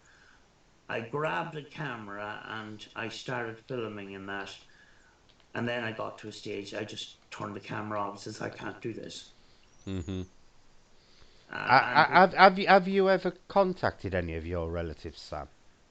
no, Me either. that's a straight up no. Yeah, me either. I have never spoken, or I'm not aware of ever speaking to any of my relatives on the spirit box. But it was like I said the other week, I have never ever actively sought out to do it. Which I suppose, thinking about it, is quite odd. No, Because you'd think most people who do this, probably the first thing they'd want to do is contact dead relatives. And I can honestly say, up until we discussed it the other week, it had never even crossed my mind to do it. I mean, like there's times I've missed my friend, and I've done a spirit box, and I've been in tears, and I'm very, very emotional, Mhm. and and begging and begging and begging. It's never happened. Yeah. It never has with me either. But then again, it is said that the audio in the radio is what these communicators use, and possibly you're not going to get the familiar voice coming through because of they have to use the audio that's available to them Yeah. Yeah. because they don't have a voice box. So we could possibly have spoken to relatives and not even know, Mhm. you know. Right, Jackie's put there. I'm not sure about Ouija boards. I say this, Jackie, on nearly every stream. Using a Ouija board is no more dangerous than using a spirit box. It is just basically a less technological form of a spirit box. You have got no more chance of attracting something negative than you have from using a spirit box. It all comes down to your actual approach and state of mind when you deal with one. Same with using a Ouija board alone. I've got absolutely no problems with using a Ouija board solo, none whatsoever. Um, I have used Ouija boards, like I say, since the age of about 13, and I can honestly say I have never ever had any overly negative experience on the Ouija board. Nothing any worse than anything I've encountered on the spirit box. Has anybody ever used a Ouija board that's sort of like a tea tray, and you kind of fill it up with water and you can put the planchette and let it float about? I've never tried that. Actually, that ain't a bad way of trying it, Sam. Yeah, Bec- I thought of that a long time ago, but and I never bother with Ouija boards. I know the team that I work with do that, mhm. and they have a planchette thing with a pencil in it, and they do the automatic drawing and stuff. Yeah, I was never fully into that, yeah. and See, then go on. I've been asked. I've had plenty of opportunities to do the Ouija board, and I say, Mhm. I'm all right, I'm good. Yeah, If you want to blindfold me on my own, and I use it on my own, that'll be yeah, fine. And they go, no. yeah. See, I think what the problem is with Ouija boards, like we were talking about the paranormal in general and Hollywood, I think Ouija boards have been hit with the double whammy. Not only have they been portrayed in a bad and very inaccurate light by Hollywood, they also come under the requiem of being portrayed very badly in Christianity. Um, Yeah, Ouija boards actually supersede Christianity, and again, they are just another thought. It was Christians have painted them in a bad light because, like paganism, it was just another excuse to demonize practices within paganism. Um, I do genuinely believe as spirit boxes become more and more popular, I think you will find the church will actually start talking out against spirit boxes as much as they currently do about Ouija boards. yeah. Uh, you know, there's not much of a difference between using um, they say the Spurt box is an electronic version of an That's Ouija exactly what board. Sam. That is exactly what I consider a spirit box. Um, and I mean, like, you have the YouTubers as well. They go into an abandoned place and they find a Ouija board, and then all of a sudden there's Desmond's here. It's Yeah, just it's just, yeah, yeah. I can honestly say, and on art, Sam, like I say, I'm 50 now, and I started using Ouija boards at the age of 43, age of 13. So it's what 20, 30, 37 years. I have never once encountered a demon on the Ouija board, and I have never once spoken to Zozo. you'll anger the Desmonds if you throw it Yeah. into the fire. try and try and burn an Ouija board. You'll have the Desmonds coming out after you. Bewitched, I have had 37 years of positive experiences with Ouija boards. Honestly, in 37 years, I have never had an overly negative experience or one that has been any worse than a similar thing I've experienced on a spirit box. Yeah, I mean, like, when you think about it, it's a board with numbers on it. Yeah. You know. Jackie says she wants to try water scrying. I have actually tried it, Jackie. I wasn't very successful with it, I've got to be honest. Have you ever tried it, Sam? No, no. I kind of I'm a little bit skeptical of some of these methods where pareidolia is a very high risk, if you know what I mean. Yeah. Do you know? That includes smoke. Do you know? Not that I say I wouldn't do it, Mhm. but it's a similar. It's a more simplified version of Yeah. plugging a loop Yeah. to the Yeah. television and that, which I have tried. Mhm. Um, it's very interesting. I've seen very interesting results, but personally myself, I haven't had those Yeah. experiences. But some of these methods are very, very highly, they're highly vulnerable to pareidolia. And if a person really wants to see something, Mhm. they will see it. Yeah. Yeah. Yeah. You know, Totally agree. so Um, you need to have yourself well planted yeah. See, for personally, scrying, I do believe it is a form of communication that works. But from a personal point of view, I'm absolutely crap at it. I've got to be honest. I've never had any good results from it. The same dowsing rods, I've had better results with. But I always say things like scrying and dowsing rods have existed successfully for hundreds and in some cases thousands of years. And this is why I believe something that has survived the test of time that long has got to have some kind of success to it. Yeah, when you think about dowsing rods, there's been a lot of success stories in the line of finding pipes and finding water and things like that. But there is that possibility that your subconscious mind is working with these rods.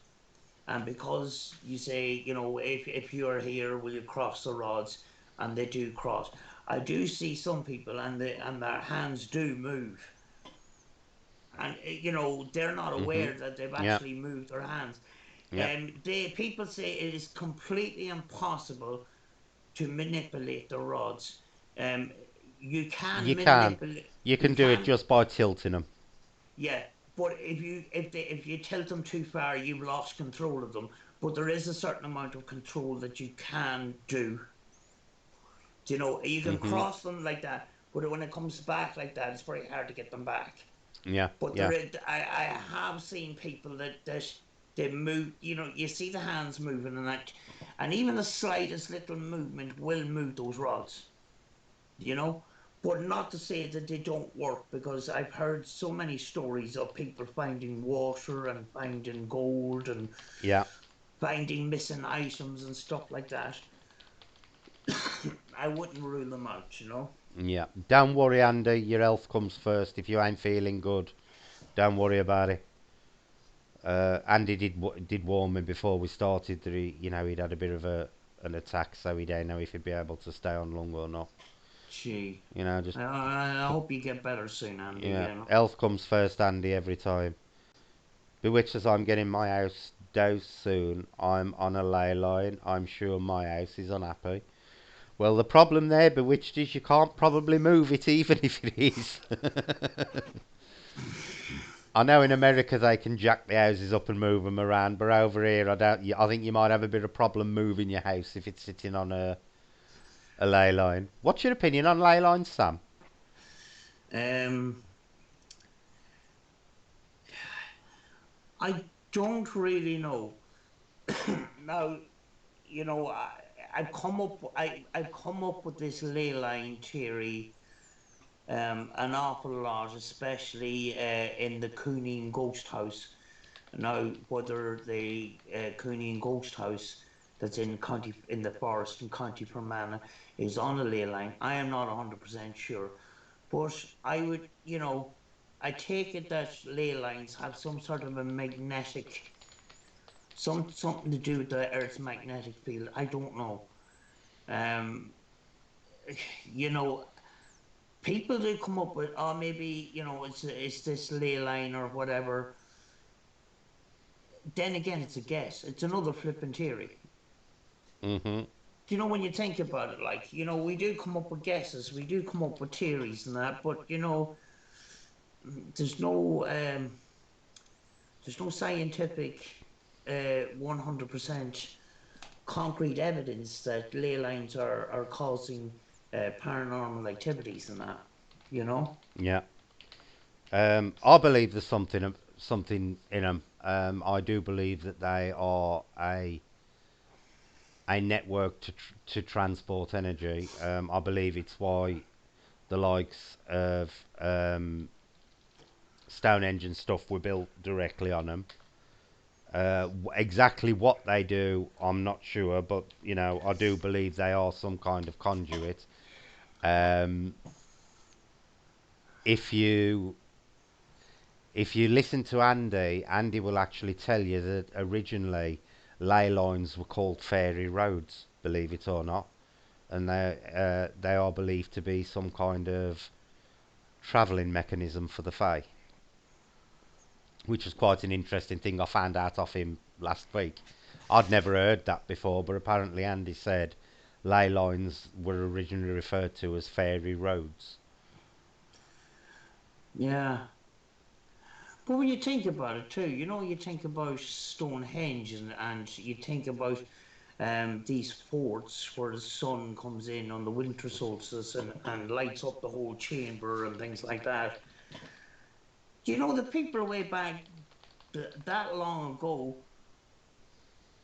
how did they figure all this stuff out? Like, I've no idea. I've do you no know, idea. that is a very big mystery in itself. Yeah, they were very important to the Druids. Extremely important to the Druids. You will find the vast majority, if not all, Druid um, places of worship were actually built directly on top of a ley line. Yeah. And everything was completely exact with the moon and the sun and all the rest Yep. of it. Like, Yeah. and how they figured that out. They Mhm. didn't have they didn't have, lidar or radar or any of these satellite images to, you know, Mhm. uh, us in the modern age would have a difficulty reconstruction. I think nobody in this earth at this moment in time could do exactly the same thing. Mhm. You Well, know? you've only got to look at the images in. Is it Nazca? In is it Peru? The giant hummingbirds and things that are drawn on the ground. Oh yes. Now they say they are pretty much physically impossible to have been drawn from ground level with the accuracy that they've got. That there's a lot of things if you look back into the ancient past that were constructed, things like the pyramids. The pyramids are accurate to within millimeters, literally millimeters. Um, you've got, like I say, the Nazca drawings, uh, a lot of the Mayan temples. There was the Drogo tribe who'd got a complete star map of the Sirius system. Mapped. It had got mapped out stars, Sirius B and everything, Dog Star and that lot, and they weren't even visible to the naked eye, but they had got actually got accurate maps of the constellation. There's a lot of things in the past, Sam, that makes you wonder how they knew these things, Yeah. or how they got to know of them. When you think about these giant birds that are on the landscape and stuff like that, nowadays, you would have to have somebody up in a big helicopter with radio saying, "Oh, go a little bit to the left, go a little bit to the right," and that. Way back in the day, they didn't have an aerial view of all this. Mhm. So, how did they figure that all out? Yeah. And it's possibly that we have lost some of our senses that they used Yeah. that we've lost because even Yeah, I, I, nowadays. I often have this discussion with Andy, and I've said to Andy, and Andy tends to agree with me. I think the more we have got to the more technologically advanced we have got, the less we have come to rely on our natural senses. And I think we've actually lost a lot of abilities as we have come to use technology in replacement for those abilities. I think if you went back thousands of years, I think things like possibly telepathy and astral travel and stuff like that were probably more commonplace.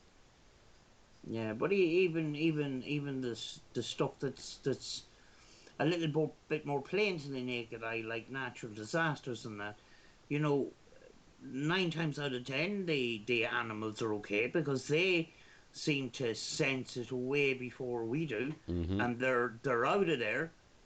And next thing you know, we have a natural disaster, and the consequences is human life. Yeah. Where animal life has survived because they sensed it an awful lot sooner than we have. Yeah. You know. Chris says, what do you think about crop circles, Brett? Personally, I think they're all man-made. I think if they were being done by extraterrestrials, there would be easier ways for them to communicate with us than drawing pretty patterns in fields. What's your opinion on that, Sam? A big plank of wood and a piece of string. Exactly. But I hope that answers that for you, Chris, on our opinion on crop circles.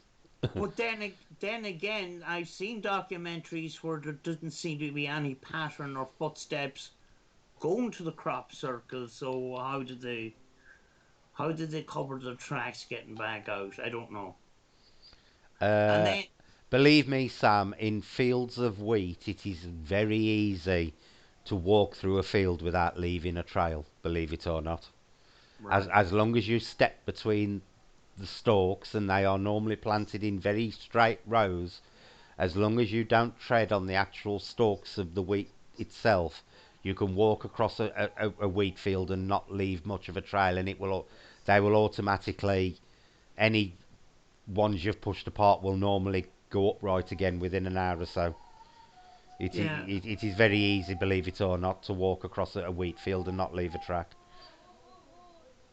There's been other theories that these are happening in the middle of the night, and they're so big that one person couldn't do it. Like, Hmm. if it I is, believe sometimes they've been created by teams of people, Sam. But I do believe, like you say, it's a plank and piece of rope. they must have feck all to do. Yeah, yeah. They go into a field with a torch and a rope and some pieces of wood in the middle of the night and draw pretty patterns. I do genuinely believe that if extraterrestrials wanted to communicate with us, there are much better ways for them to test our intelligence than drawing pretty patterns in wheat. Yeah, they go home then and wait for the 6 o'clock news and start laughing their heads off. But if it's human beings to do it, it's a well planned operation because these things are huge. Oh yeah, some of them are. You know. Some of them pretty much cover a field. Uh, But I don't believe they're extraterrestrial. I don't believe they're paranormal in origin in any way, shape, or form. I do believe that they are done solely to generate tinfoil at conspiracy theories. I really but, do. but when you think of it too, it's very hard to get a perfect circle in a big field. Hmm. But You know. if you do it with if you stake the rope down, it is quite easy to do a circle. Believe it or not. Oh yeah, that's right. You get a center. Somebody's just walked past the house singing Selena. Sorry. All right. What they do is to get a center point in a big long rope, Yeah, and they just go around. Yeah. and they just go round it, and that's how they do it. Yeah. I've been told close contact is overwhelming with the unknown energy that beings give off, so I think they come through subtly to not intrude as they are seen as intrusive, but prove they have been. Baz, do you go to a field at night? Crop circles might be genuine, but because they can be replicated, they are poo-pooed. Yeah, I suppose that's true, Bewitched.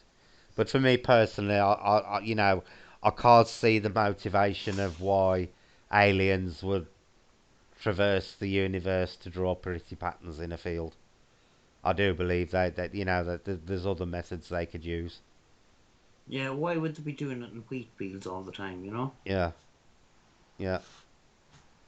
You know. Why don't they just do it in the sky with lights and stuff like that? If they're that advanced, that they could get it viewed by a lot more people in one go than doing it in a field. Yeah. You never hear of a crop circle in a field of spuds. Like when you think of it, like.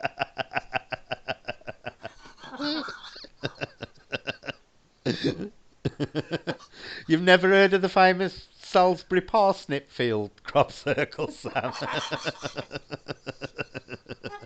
No. Are you having a laugh, are you? I am, yes.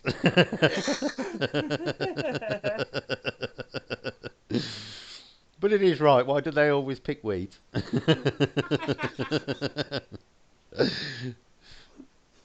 The, the spud circles. Yeah, spud circles. I suppose they'd be called crisp circles. They're circular and involving potatoes. They're crisps. Yeah. Nothing to do with aliens. But yeah, yeah, they're a very funny subject. Crop circles, and you get some very heated debates over them. You get some of the real diehard UFO activists will jump down your throat if you even suggest that somebody's created one, that it's man-made, and then maybe they're not animals, maybe they're just a force of energy, possibly bewitched. But why would they want, if it was energy yet again? Why would they just want to make pretty patterns in a field? And some of them are really mathematically intricate, I know, but I just cannot see the motivation for communicating on that. Nicky's on about my dirty laugh again. I cannot see the motivation for doing it that way. They might as well just, if they're going to do it in a field, they might as well just put E.T. was here in 40-foot high letters in the wheat, hadn't they, Sam? Let's be honest. It's a more direct approach. We were aliens and we were able to do. We'd be doing crop circles. We'd be right in the face. Go fuck yourself. And singers like that. Could you just imagine if we visited Mars and just drawn great big giant penises in their field? Or an Aubrey peeping over the wall with a big nose? Yeah, there must be an awful lot of aliens in a lot of the abandoned places I have because there's penises everywhere on the wall. Penises and boobs. Didn't they do outer bigs for a while? I am a believer in UFOs. I do believe that aliens have been here. I do believe that we've probably got hybrids walking amongst us.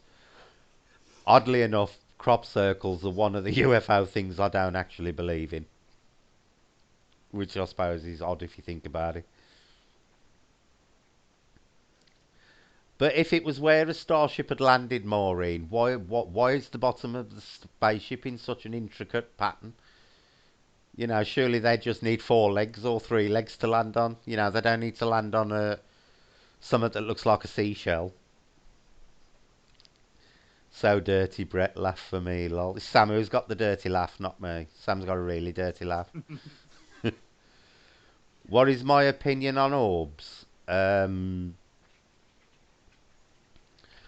Honest opinion, I believe probably 99% of orbs I have seen on um, YouTube are dust.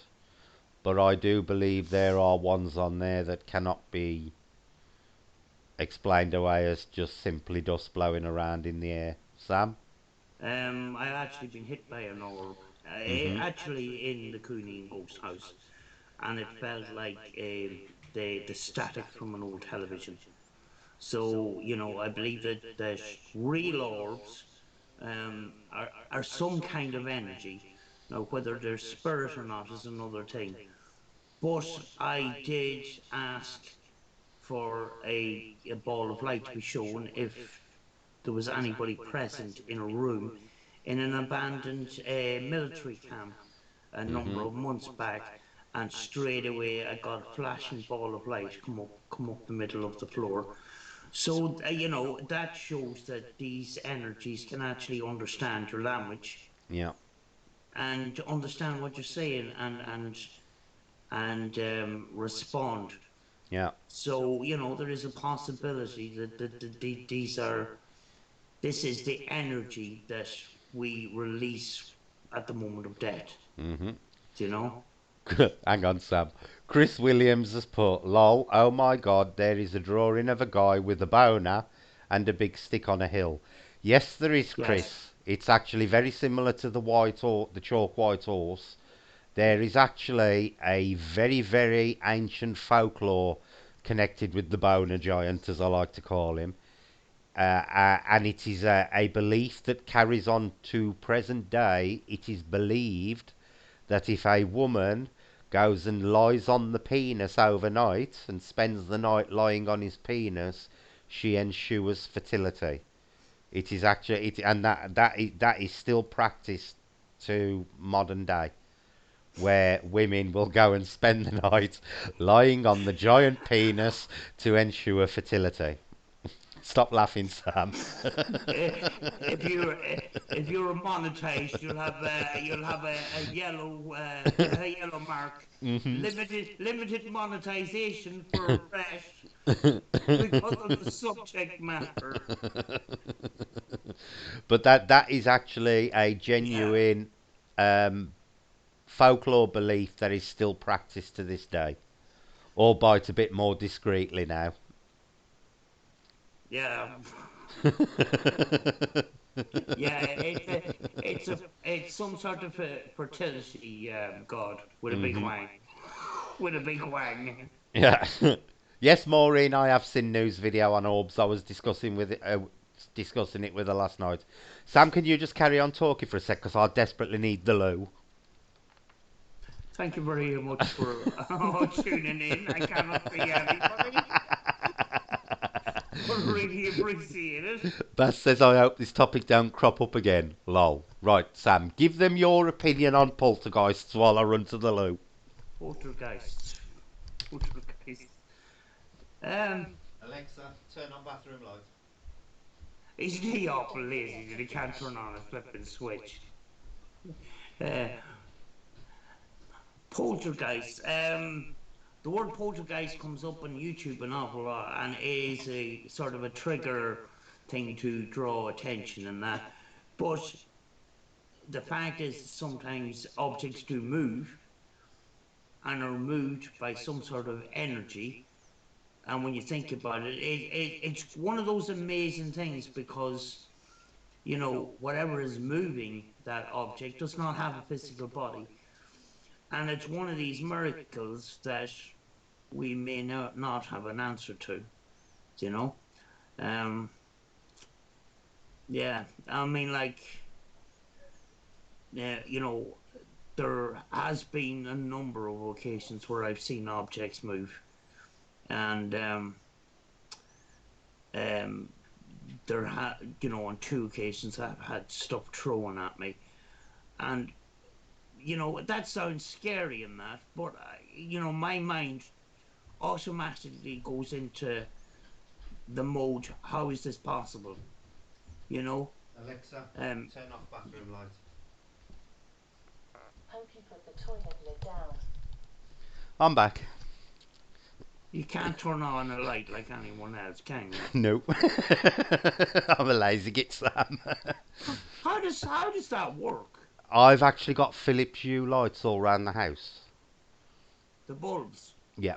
And they connect through the internet. Like I can do, Alexa, turn on Living Scenes 3. Okay. Now you'll notice all my lights will start slowly revolving through colours. Right. I'd say So it's same with the bedroom. All I do on a night when I go to bed, I say Alexa, time for bed. It turns all the lights off downstairs and turns my bedroom lamps on. Because I'm lazy, I'm just and same as if I go to bed and forget to turn any lights off. At 1 o'clock, it turns all the lights off in the house, any that are on. are you not worried about, there's cameras or some sort of bugs inside those things that are listening to you or anything like that? No, it don't bother me. As you can see, it's all changing lights now. Yeah, I mean, like, I have an active television, but I have it plugged out most of the Yeah. time because I'm just terrified of it. Alexa, turn on cinema. Cinema doesn't support Alexa, turn on cinema in living room. Okay. There you go. I just every so often when I interact with it, I just ask rude questions to see if I get any answers.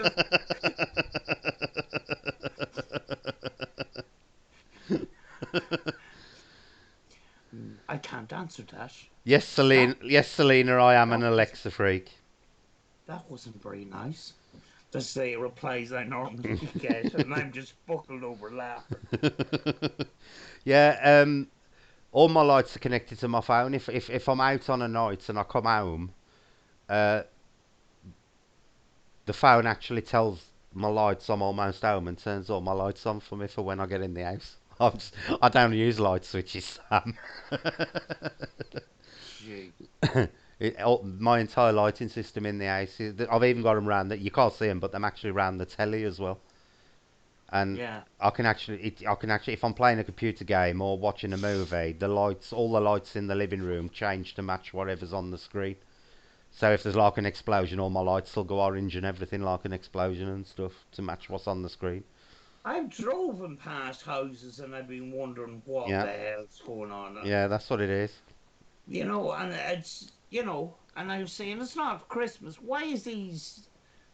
It's like a disco was going on in the house. I was just wondering what was. I'm not big up in technology, Yeah. to be honest with you.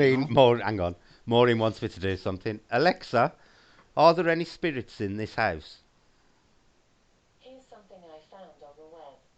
According to spellsoftmagic.com, Wicca, the post is asking about Husferter, the house spirits of the northern tradition. It was telling me all about spirits in Wicca. But yeah, she did go through a really weird stage, Sam. And it's been happening with my phone as well, where I'd be sitting here reading a book, totally quiet, and she'd suddenly answer me a question I hadn't even asked. That was quite weird. Um, and the other weird thing is, occasionally my phone started doing it. I've got Bixby on my Samsung phone, but I've actually got it turned off. But lately, Bixby has started answering questions I haven't asked as well. So, I'm starting to wonder if my technology's haunted or not.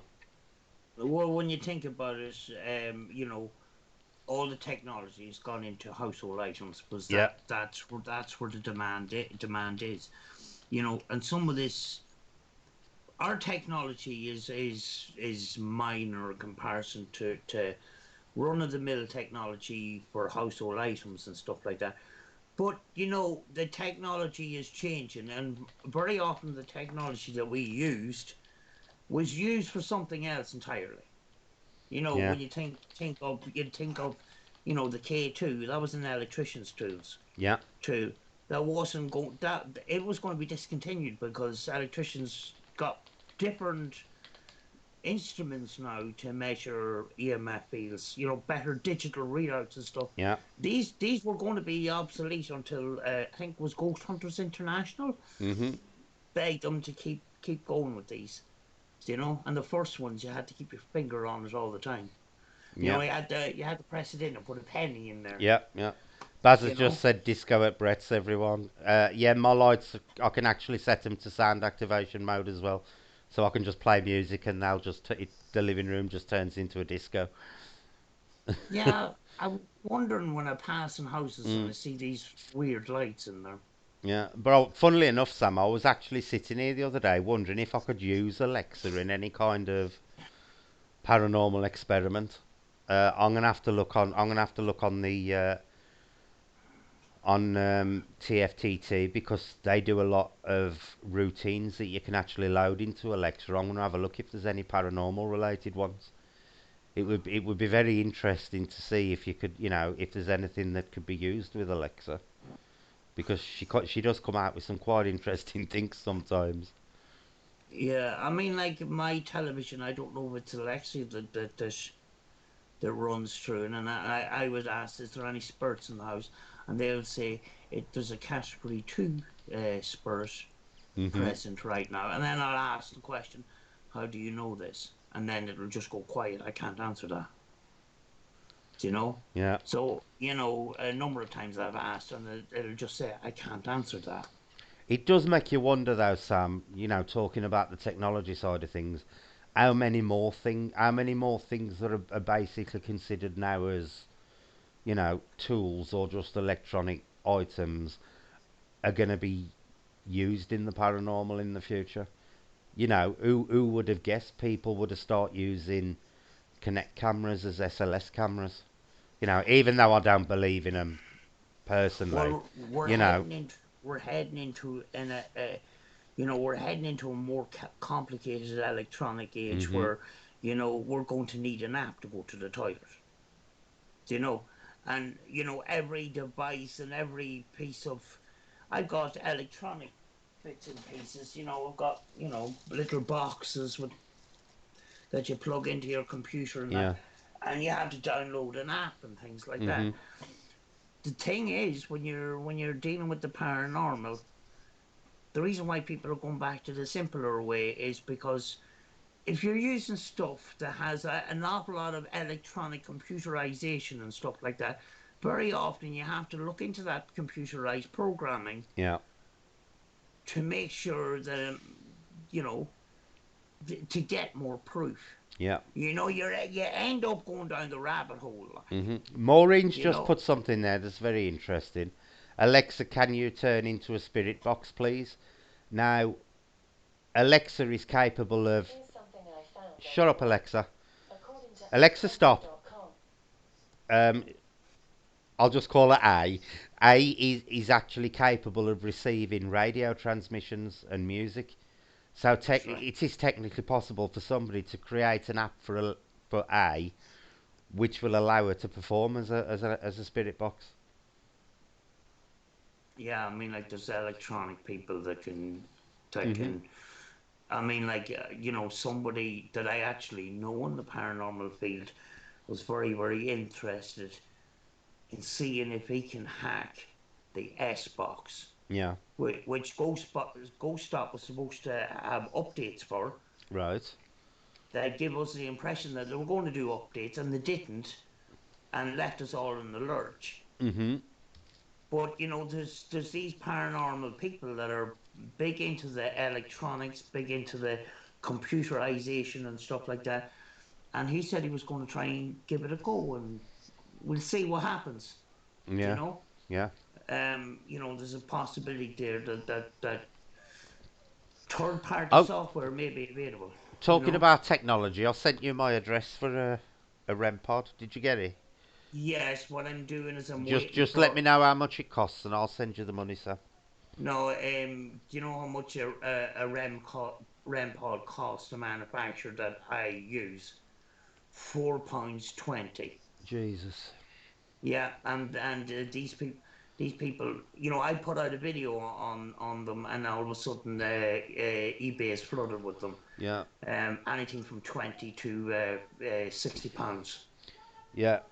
See, You know, this is my argument, Sam. That as soon as anything becomes connected with the paranormal, its price just rockets. yeah, I done a video earlier on today with this device here. It costs £6 on Amazon, and Right. it actually what I explain about this little thing is it tracks it. It's designed, say if you're going on holidays and you're worried that there's secret cameras Yeah. or bugging devices, you can trace it right to the source. This here could be a backup for your EMF and REM responses. Mhm. If you're constantly getting EMF and REM responses, you can actually track the signal by waving this over and back. And say if you get to the middle of a room and then all of a sudden the energy stops, Yeah. you can actually get a bit of a picture of where this energy is Mhm. and then figure out is there any electronic devices within that field that's causing this. If not, there's something interesting going on. Yeah. But that's £6, and you can guarantee that some lazy ghost hunting company is going to get their little sticker and they're Now, going to put now you've put that on there, Sam. It's gonna be it's gonna be 40 quid by the end of next week. £6 on Amazon, folks. Hmm. And it's got a compass as well, and the compass can work as an EMF detector, a simple EMF detector as well. And you have a it's got a kind of a laser thing. It says laser, but it's actually infrared, Yeah. right? And you can look through it, and you can actually find cameras, and you'll see in kind of it's red. All right. Wait a minute, I'm looking at the wrong camera here. There Oh we yeah, are. yeah. You can see it. Yeah, the infrared triggers on and off, and it reflects off reflective surfaces, even a pinhole camera. Yeah. So you're able to see where the pinhole camera is. But I was thinking outside the box when this could back up Yeah. your responses on this. Yeah. When it comes to electronic equipment, have something to back it up as well. Yeah. But this is why I always say to people, especially if they're just getting into the paranormal or getting into investigating, always look for DIY alternatives before you pay anybody ridiculous amounts of money for any piece of equipment. Don't go to a ghost hunting company for an EMF detector. When you go to Amazon or eBay, dial in the search term EMF detectors. You'll get a whole range, and you'll get them at a proper price, Yeah. rather than the ghost hunting price. Yeah. Once ghost hunting and paranormal is added onto the title of a Yeah. product, it normally shoots up. You can get an EMF detector, not like this, but a digital readout EMF detector for £13. Yeah. And sometimes less. The witch says if you can make it detect the coronavirus, you'll make a fortune.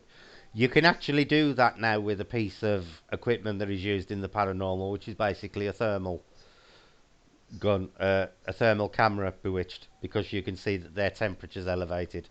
I believe that's how they're doing it at the airports at the moment, Sam. They're scanning Yeah, people with thermal imaging cameras to see that their temperature. yeah, Because I've seen that. apparently it bumps the temperature up to 39 degrees, apparently. And Yeah, that's how you can detect it. So yeah, there's already a piece of paranormal equipment used in the paranormal that can detect the coronavirus, bewitched. yeah, and even they're using the more simpler laser temperature reader, Yeah. which I don't normally use. It's only good for surface temperature. Yeah, but talking about the price of paranormal equipment, when I first got into it and I wanted a couple, the little action cams. I Yeah. wanted a couple of them with converted to full spectrum, and I was looking online for them, and they were quoting £80 for them at the time. I went online and bought exactly the same model camera for £9.99, and it's a 4K capable action cam, Sam, and I converted it in 3 minutes, and it cost me Ah. £9.99, and yet they were advertised on eBay, Amazon, and all the ghost shops for a minimum of 80 quid at the time, and it takes 3 minutes to convert them. You basically unscrew the lens, flick off the little red filter on the back, and screw it back in, and that's all you do. Yeah. Yeah. And they jumped the price from 9.99 to 80 quid for 3 minutes work. Oh yeah, it's the same with spirit boxes. They 9 times out of 10, it's just cutting a wire. Yeah, yeah. Well, And that one that Roberts I bought, Sam, cost me 20 odd quid on eBay, and I hacked it myself. Literally hacked it myself in minutes. Cut one mute wire, screwed the circuit boards back together, screwed the cover back on, and it was done. yeah, the one I got for GS Paranormal was only it was 30 quid. It wasn't even hacked. Mhm. But anything for about 20 to 30 quid. Yeah. But you see them advertised for 60 or 70 pound Yeah. Yeah. hacked, Yeah. and it's only a couple of minutes work. Mhm. And the ghost hunting companies are jumping on the bandwagon with these as well. These are body worn cameras. If you're looking for one, type in the search term body security camera or police body cams, and you'll get them for 40 or 50 quid, Mhm. not 100 quid and plus from the paranormal ghost hunting companies. And I said in my video that I just dropped, if you're a paranormal ghost hunting company, make your own flipping products and don't be so flipping lazy, like. Yeah, yeah. Do you know? Mhm. This. I've been ripped off a number of times way back in the beginning. You know.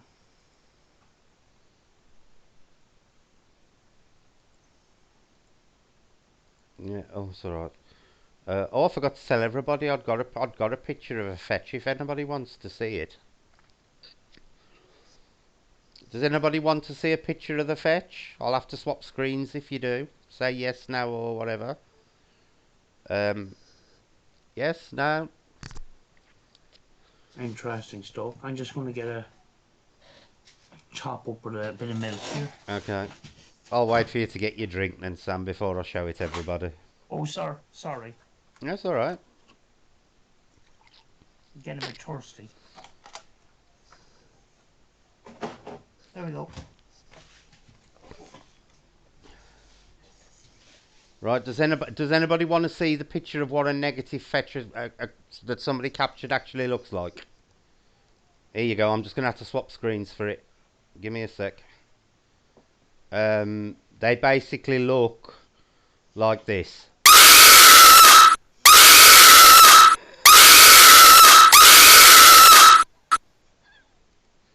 I missed something there.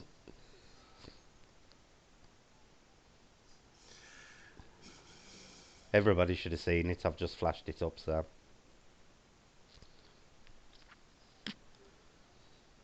Oh, it only came up on YouTube. I didn't see anything. Did it come up, folks?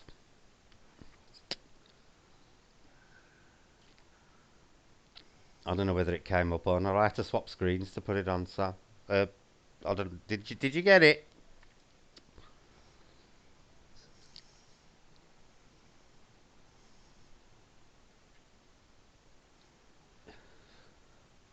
Hang on. I'll put it on. I'm gonna have to add it on this screen. Let me find it. Da, da, da, da.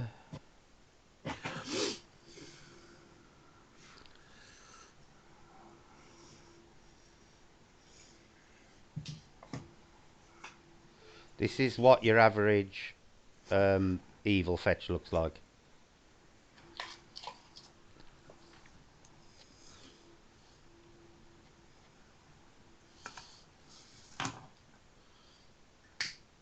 Did it come up, Sam?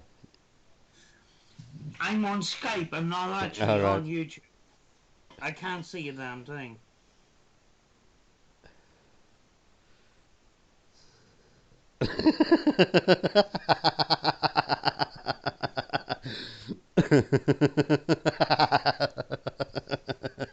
I was just making sure they were all paying attention, Sam.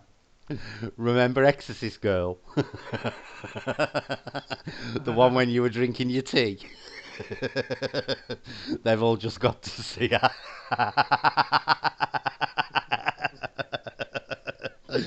Are you all awake now, folks?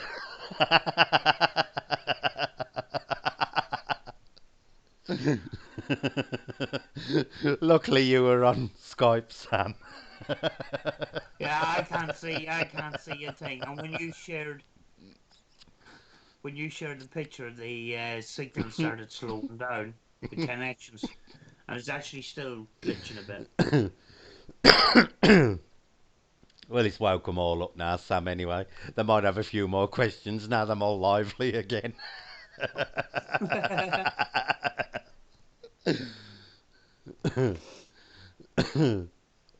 Not again, Brett looks like me and John in the morning, lol.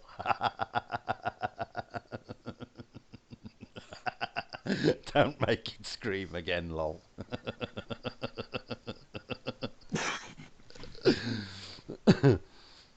That is what your evil fetch would look like, basically. Oh, the things I do to people. I'm surprised. Honestly, I'm surprised Jace ain't had an heart attack by now. The things I do to him.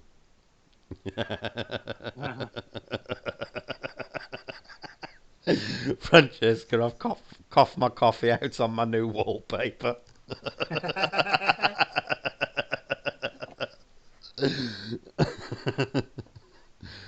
Well, you're all awake now. Be interested in looking at this bag. Uh, I know. Have you got any plans for any new equipment, Sam? Have you got anything on order? What have I on order? No, I just a steering wheel for the PlayStation 2. You ordered a steering wheel. The laptop nearly met the car. oh, guess what I've ordered? Go on. A PSP 7. Oh, have you ordered one? After 3 years. Sam, I love mine. Honestly, I really love my PSP 7. It's actually the art. It's the art of my spirit box. Well, I've got it set so I can actually plug the robots into it, but my PSP 7 actually fits internally inside the box. well, my the box that I've created that you can buy for 2,000 quid. I decided I've messed around with pedals for the last couple of weeks, and the inbuilt capabilities of the Roland Mini amplifier. Hmm. I didn't need a reverb pedal, so all I done was put a noise gate. But I installed it in a way that's quite neat. Yeah. And actually, it's just over here. I'll just get it. Jackie's. Brett, what process you were going through to get a familiar? Basically, Jackie, it's a series of rituals you do over a period of time where you actually call out and perform various actions to let them know that you are actually interested in bonding with a familiar. It's if you look into paganism, you will probably be able to find similar types of ritual online. But basically, it's quite a repetitive process that you have to do over a series of time, and it's a lot to do with intention and exactly defining what you want in a familiar, and then it's up to them to decide whether they're interested in bonding or not. So where have you ordered your PSB 7 from, Sam? I actually don't know. I You bought don't it off.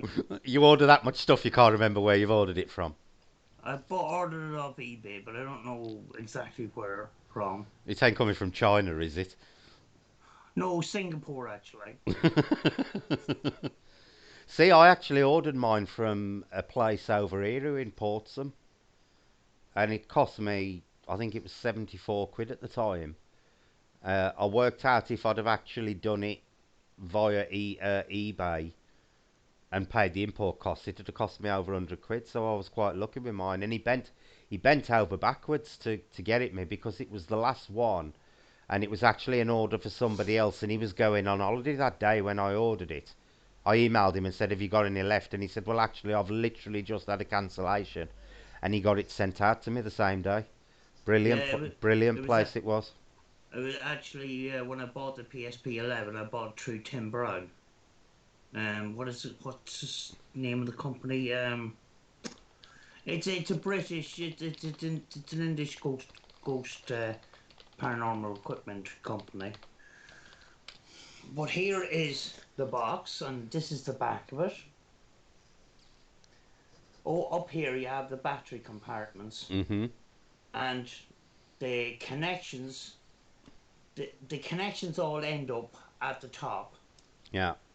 I have a device gone through it where I connected the cable and plugged it in there, and it goes through a sort of a pipe where you can just plug it in from the top. But the batteries are all contained in there to run the whole box and the pedal. But I just cut holes in one of these project boxes to cover up the pedal sort of thing. So it's pretty, it's nice and neat. But that's all my box actually needs. The more pedals that I put on, the more complicated and the more muffled the sound got. And what I was looking for was clarity, you know. Yeah. So I thought, it's got inbuilt reverb anyway, and I don't use very much of it because if you use too much of it, you start muddying up the sound. And very often, when you look at a Huff video, you don't hear that clarity. Yeah. You hear the subtitles come up, and if you took the subtitles off and put your headphones on, it's not. It's very hard to make out. To be honest with you, there's a lot of them I've been watching lately with Spirit Box videos where I have actually put it on and then deliberately gone onto another screen on the computer, listened to it for a first time and picked the odd bits and pieces up, and then I've gone back and re-watched it with the subtitles. And to be honest, I've hardly heard anything of what they're claiming on the subtitles. Very little.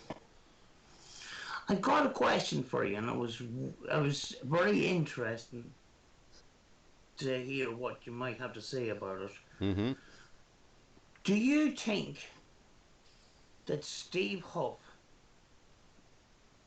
has discovered something that he's not telling us fully about? I don't watch the guy, to be honest with you, because, well, I haven't watched him for a very long time because just the sight of him irritates me. I've got to be honest. Yeah, Um, I personally believe that nothing he claims he's doing or he is capable of doing is actually true, if that's diplomatic enough. do you know the reason I'm asking? Do you want to know what I think his motivation is, Sam? I genuinely believe the guy is trying now to start his own cult. I Yeah, genuinely think that guy is now he's started to pull in all the Jesus stuff and everything. You know, John the Baptist and Jesus Christ and everything. Start laughing. I do genuinely believe that he is starting to angle towards cult status because, especially in America, if you've ever seen any of like, I've been to Florida 4 times and they have a lot of these gospely type programs on the TV, yeah, and the amounts of money that these programs rake in while they're on the air is unbelievable. And I honestly think that is what he is trying to angle towards now, yeah, almost to turn his channel into a religious thing to generate even more money from a wider audience. yeah. I mean, like the more honest person would put, it's not about the host, it's about the ghost. Yeah. But it seems to be the opposite way around, and it seems to be the attention is more on him now. But I mean, like you do have these people that follow him, and you do have these paranormal investigators that go by the book, and you wouldn't call them paranormal investigators now because the fact that they're just following what Steve Hope is doing. Mhm. They find out what kind of pedal, it's the noise gate is the decimator 2, and they have to have that, and now they have to have this frequency box that he's got and all the rest of it. But at the end of the day, I noticed in just one of his last videos is it seems to be the information I was getting was he's found something, but if he lets it out, somebody else is going to claim it next year Mhm. that it was him. But Yeah. the thing was, the work that's based around this, around the pedals and stuff. was actually it was actually another investigator that started that work off in the first Yeah, place, yeah. and it was Steve Huff that jumped on the bandwagon, and then he stuck his flag in that ground, you know. Mhm. But and the reason I'm asking is, this is going on for about 7 or 8 years now. Yeah. I mean, like, wouldn't you think that if it was completely all a complete fraud, would you not get fed up at this stage? Or is it based on major finances? I think he's got to the point now where he's getting that much money through that channel via Patreon and all his other little things he runs that he'll say whatever he needs to say to keep that money coming in. I really do, and I think he's reached the point now where he's getting, there's never enough, as people do when they get like that. People who turn out to be very financially motivated, what they're getting is never enough, and they're constantly trying to do more and more to increase it, sort of thing.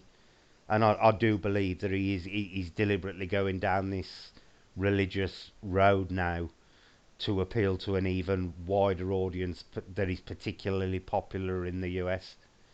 If he can get to the point where he's convincing a lot of these Christians who listen to like the evangelical and the fire and brimstone type broadcasts, he knows there's a lot of money there to be harvested, and I do genuinely believe that that's the angle he's currently in.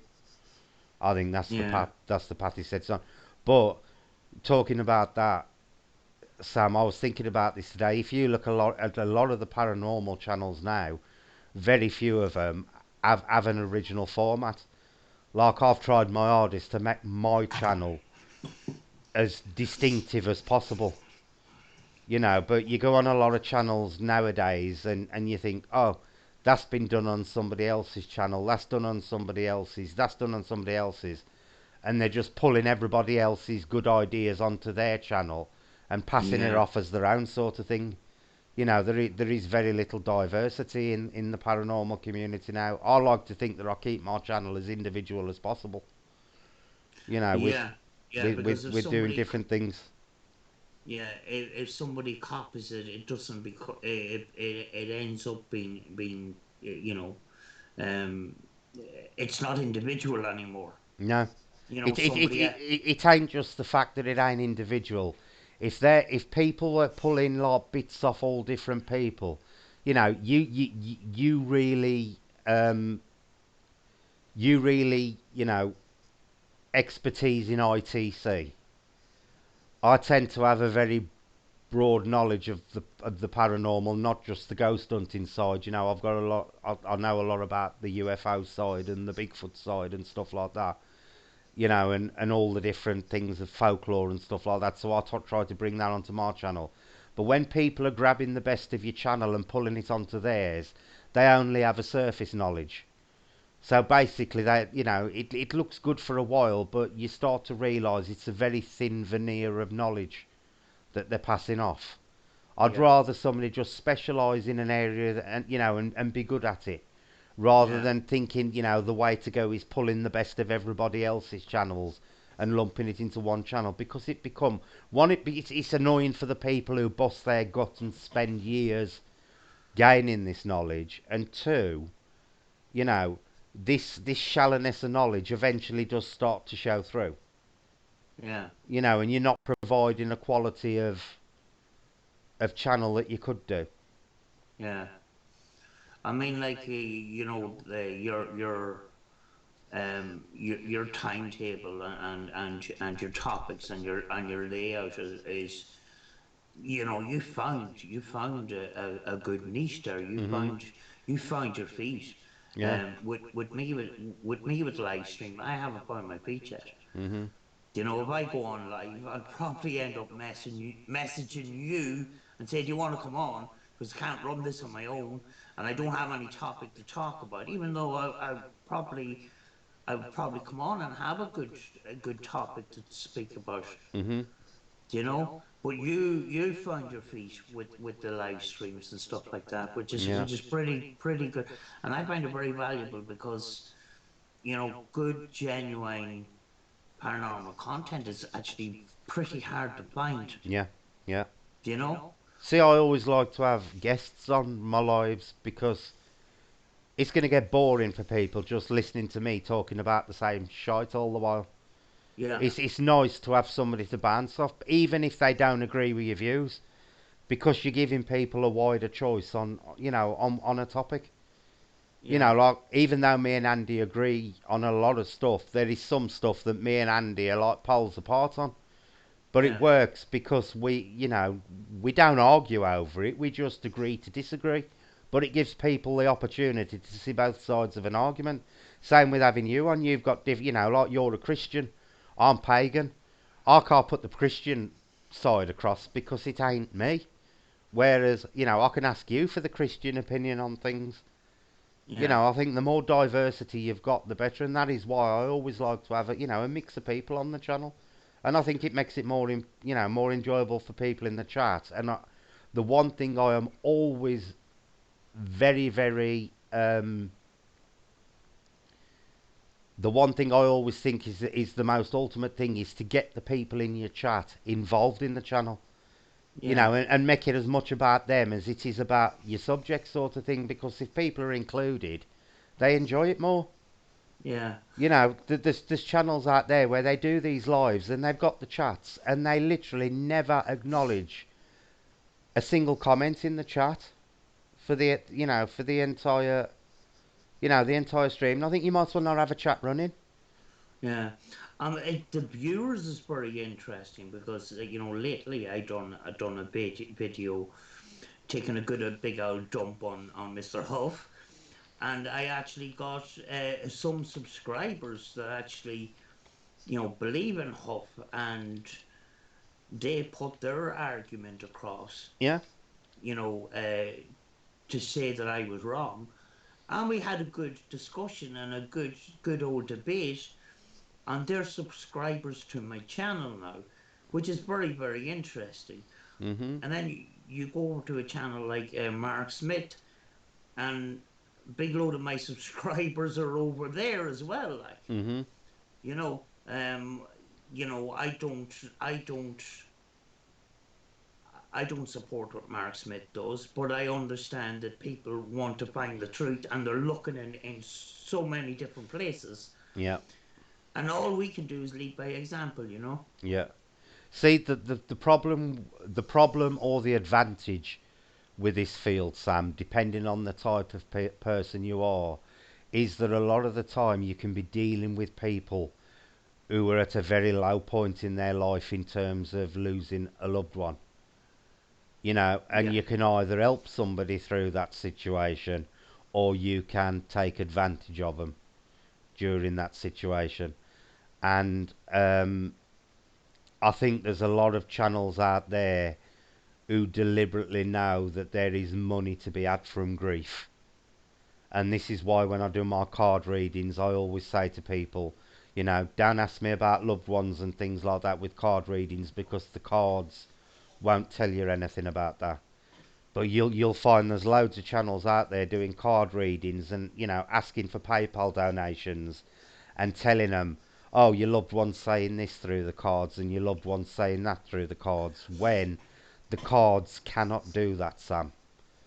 The tarot cards cannot communicate with the dead. It's as simple yeah, as. But because people are at this low ebb, they're not thinking rationally, and even the most intelligent and rational people, when they are going through grief, they are not behaving like they normally do, and they are easy to take advantage of. And that is why I'm always very careful with how I deal with people. Because I would hate to say something to somebody, give them false hope, only to have their dreams shattered for later down the line. And this is why I tend to avoid that kind of stuff. yeah. I mean, like I have those people on my channel as well, and I have people that can't get out. Even way back from the earlier days of abandoned exploring. There's no way. There's no way I can lie to them. Mhm. to turn my channel into entertainment. Exactly. I Well, can't do it. I'm the same with this one because I've got a lot of regulars who come on here week in week out, Sam. And I consider them as friends on here now. I consider them as YouTube friends. And I've always been one of them people who believed you don't shit on your friends. It's a moral thing for me. I'd rather go out do an investigation, have bugger all happen, and then put a video up saying, this is what we did, but bugger all happened, rather than sit there claiming, oh, I've saw a shadow in the window, or I can hear noises, or I'm feeling surrounded, or whatever bullshit they like to come up with. I'd rather just simply turn around and go, look, guys, we went out, we did this, and bugger all happened. Yeah, I mean, like you have these people that they say what you see on this channel is 100% real. I'm not going to finish that because then people will know who I'm talking about. But people take that literally, you know, Hmm. because they are desperate to find answers. You will find them in all kinds of places and all kinds of channels. And the best thing you can do is just lead by example Hmm. and be as truthful as possible. Because at the end of the day, they're showing you respect by being on your channel, Yeah. supporting you, Hmm. and this YouTube culture where people say I love you guys, they don't give it. A lot of the times they don't give a shit. Yeah. They don't even think about Yeah. personal situations, why they are tuned into your channel, what is their purpose for tuning into your channel. Hmm. And very often when it comes to the paranormal, it's actually grief. Yeah. Yeah. And that's Yeah. what we have to keep in mind all the time. Yeah. you know and that's why it is important, if you want to if you want to deal with the paranormal in a truthful way and not in an entertainment way. Don't pull the wool over the viewer's eyes, because eventually it's going to catch up with you. Yeah. It's happened with other investigators. We've seen it. Yeah. you know Yeah. and they try to dig their way out of it, and they dig themselves into a bigger hole. Hmm. And then I enjoy watching them go down and down, down, down, down, down. Yeah. You know, it's happened with a number, and these people just end up eventually falling off the radar, because it Hmm. just once you fake once or twice, that's it for you. It's over. Yeah. You Saying, know. I think a lot of them end up becoming victims of their own success, and I think this is what the likes of Mark Smith did. It got to the point where he was doing that many investigations. He ran out of things to do. It became routine, or it became to the point where you don't always, as you know, Sam, you don't always get evidence when you go out. And there is absolutely no way you can be putting out a paranormal investigation every single night and getting fantastic results.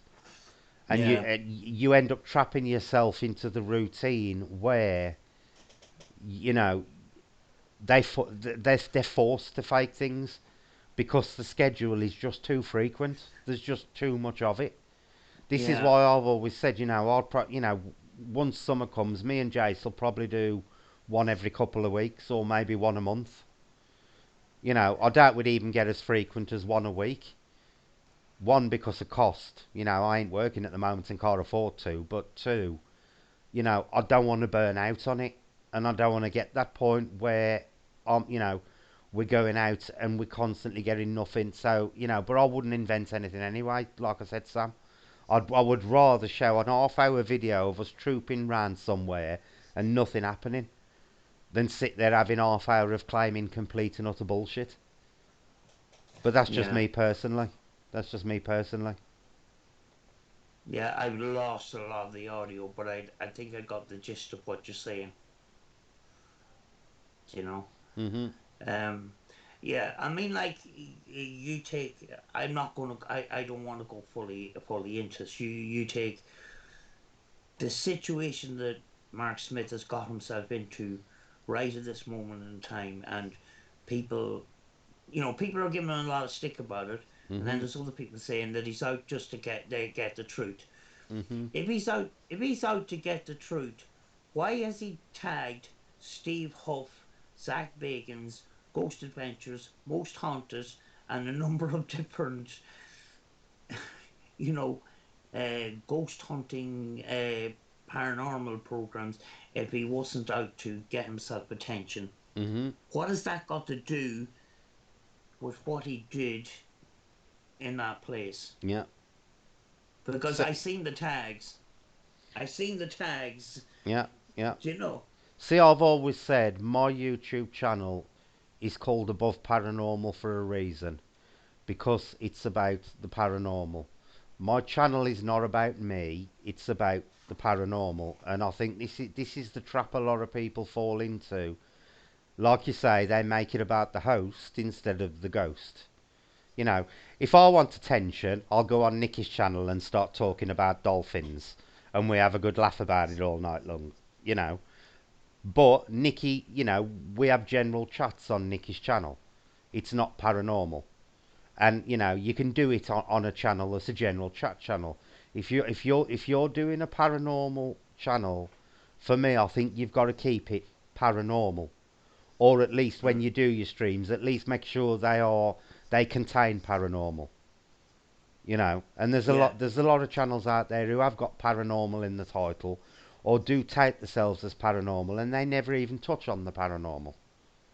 yeah, You have got to make your channel about the paranormal. If you're making it more about yourself and your own popularity, you may be nice and popular for a while and you may get the views in, but eventually somebody else will move in who's fresh and new and becomes, the latest popular person, and then they'll all move on to them.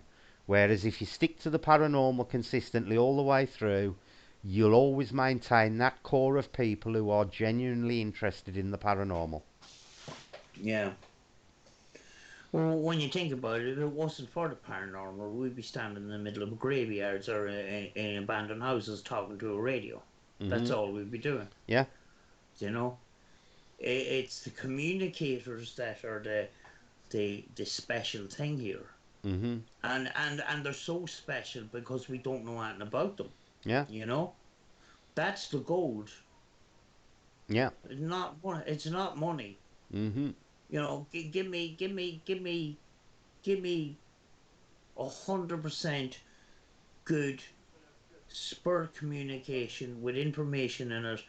I'll take that over money any Yeah. day Yeah. Yeah.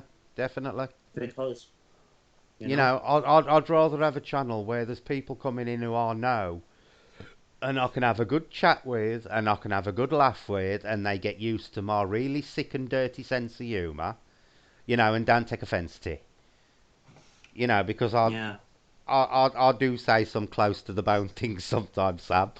But they are always said in jest, and that is why I'm happy to have a smaller channel, because all the people who come in regularly know what I'm like, and they know that nothing I do is being done to be insulting to anybody. It's just my close to the bone sense of humour.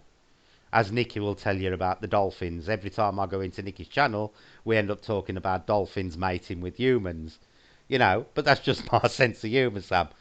And I send the videos on it and stuff.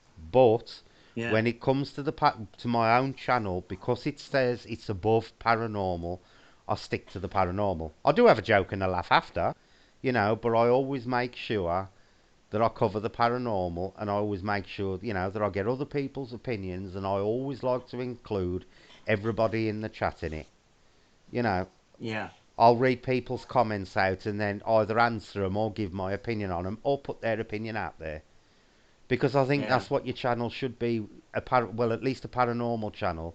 It's not just your channel, it's there for everybody. The yeah, second the second the channel becomes about me and not about paranormal and the people who come on my channel, I'll stop doing it. It's as simple as that. yeah.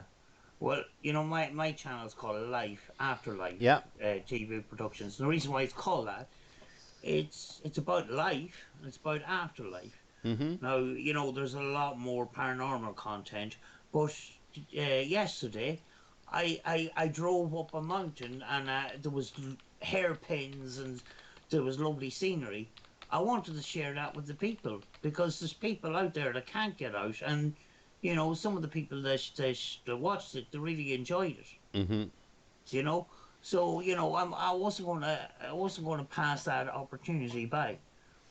You know, and actually, the most views I'm getting on my channel is actually car videos from 2 years ago. Mhm. Do you know? Yeah. But I have foiled paranormal investigators as kind of a spillover channel, Mhm. just in case I uh, go through a long term of being sick and I'm doing spirit box Yeah. sessions. Yeah. Yeah. Because sometimes people get sick of the spirit box sessions. I have a couple already loaded on the channel, and I'm just going to spread them out because if you Yeah. put too many of them, it's a specialized viewer that really watches those, Mhm. especially when you don't put subtitles in them. Yeah. See, I always watch your channel, Sam. I always watch your videos, and I always make a point to comment on them as well, because I think if somebody has made the effort, who you watch regularly, to put a video out there, at least acknowledge you've watched it. Yeah, If you notice, I always comment on your videos. yeah, yeah, Because that's and just the way I am. I appreciate doing it myself. I appreciate the bloody work that goes into it. yeah, yeah. I try to do the same, and I try to not just hard to comment. I try to comment back. And if Mhm. somebody writes, a book in the comment section, I'm not a great reader, Mhm. but I'll go through that and I will read it, Yeah. and I will give them a big comment back Yeah. because of the fact that they went to such an effort Yeah. to write such a big comment. Yeah. I always respond to every comment on, or try to, on my videos. And admittedly, sometimes it takes me a couple of days. But sometimes they don't flag up on my channel for some reason for a couple of days, and then they suddenly pop up that they're there, and then I answer them, sort of thing. But I always make the point of answering, even if it's somebody who comments every single week. I will always respond to them because I think they've took the time to talk to you. At least have the common decency to respond to them. Yeah, and that's the beauty of not having a huge channel, because if you have a huge channel, half the time you're only going to get time to put hearts on comments. Yeah. If you were to comment on every single video, if you had a million subscribers, you wouldn't be filming at all. You'd No. be you'd be answering comments all You, the you'd, time. need, you'd need a personal assistant full time to be responding, to be answering for you. Or you. maybe more than one. Yeah, you'd need a secretary. You really would. You know. Um. Yeah, but I mean, like when it comes to channels like ours, it's the community that's Yeah, so important. yeah. It's a special thing, and that's why up until I started the channel, it was Facebook, and I Mhm, was going out to places, taking photographs and stuff like that, and I wasn't getting likes. But if I wrote an article on something drama that I seen on the mhm, news, or I didn't often do that because you see a lot of it anyway. mhm. But you got a load of likes because of something negative or something, and I got sick of Facebook because of that. It was just bringing me down. Do you know, if you go out to a nice place and take a lovely picture now, do you know, I found that half the people didn't give a shit. Yeah. Do you know? But if Mhm. you if you if you if you You wrote should have something, you should have photoshopped a shadow in the winter, Sam. You'd have had hundreds looking at it. yeah, I And mean, like, coming towards the end of actually, doing lots of posts on Facebook, one day I just wrote on my post arse biscuits, mhm. and I got 21 likes Yeah. for something. Yeah. And I'm thinking to myself, why did I get 21 likes for just the word arse biscuits? Mhm. Exactly. Do you know? Exactly. It's just, I don't get it. But I'm really lucky with this channel because the community I've got on here is really, really good. we have a laugh together, and there's no arguing on here or anything. And we had a couple of them in earlier on trying to start. I don't even acknowledge them now. I just ban them. I've got no problems with banning people off the channel if they're playing up. And I've always said, you know, I won't ban people just because they disagree with me. But the second they become offensive or disruptive to me or anybody else, they're gone. And there's no coming back from it. Simple as that. Once they're banned, sort of thing, and that's how they stay. Well, it's not only attack on us; it's an attack on the community Yeah, in the chat. You know, yeah, and moderators are that we pick. It's they do this along with watching our content. There have been security guards in our chats. mhm, And we're very grateful for all of that. yeah, It's every time something good is done and produced, there's always one or two that will want to destroy it. yeah, And very often those that do try to destroy don't make content themselves, you know? yeah. And this is the thing, Sam. Until you actually start doing it yourself, you don't realise how much work you have to put into it.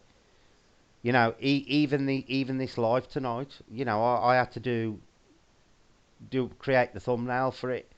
I had to do bits of research on the stuff I weren't 100% sure of. I plan my streams every week, sort of thing. I like to know what I'm doing at least by Tuesday or Wednesday, to give me a couple of days minimum, just to do any background research that I ain't sure of, or to check facts. It ain't just a matter of just suddenly going, oh, I think I'll do a live stream, flicking it on and just talking. Because if you do that, it shows. Yeah, that's Somebody will ask you a question, and you've either got to sit there and totally lie, or you've got to fluff your way through it. And it does show. It does start to show when people ain't got that depth of knowledge that they should have before they tackle a subject. Do you know something? I'm a bit like sort of order of magnitude. Do you know the way order of magnitude has the phone in between the steering wheel and he goes, "Hey, Bertless," and Yeah. he's driving along. That's where most of that's where the conversation flows for me. Mhm. In the beginning I done a series called In Car Rant. Now I didn't have very many subscribers, but I done one or two episodes lately where I had my night vision camera and I just done a little video on the way home from a friend's house. And I found while I'm doing something else, I can think out loud an awful lot better. Mhm. Just like you see some people that they're talking on a certain subject while playing a computer game. Mhm. I'm sort of like that.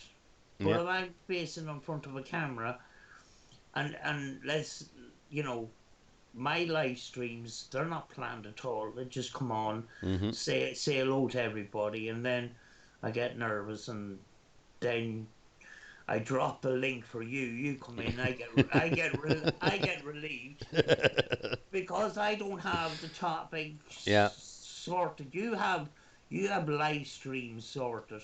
Mhm. And very often, if something comes into my head, I'll have to I put on the computer and I'll pre-record that, just like I done the video today. I just while the information is in my head, it's not Yeah. that an awful lot of planning, but the information is fresh in my head. Yeah. Record it, get it out.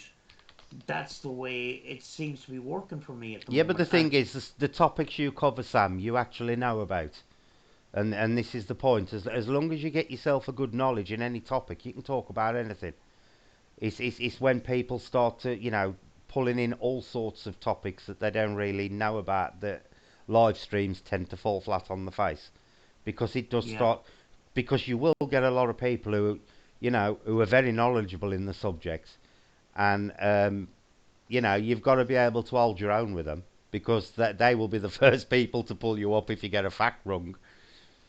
They Yeah. really will. Like, you have a lot of these, these paranormal channels, and you'll have these series called, Ask a Ghost Hunter a Question, or Q&A and stuff like Hmm. that.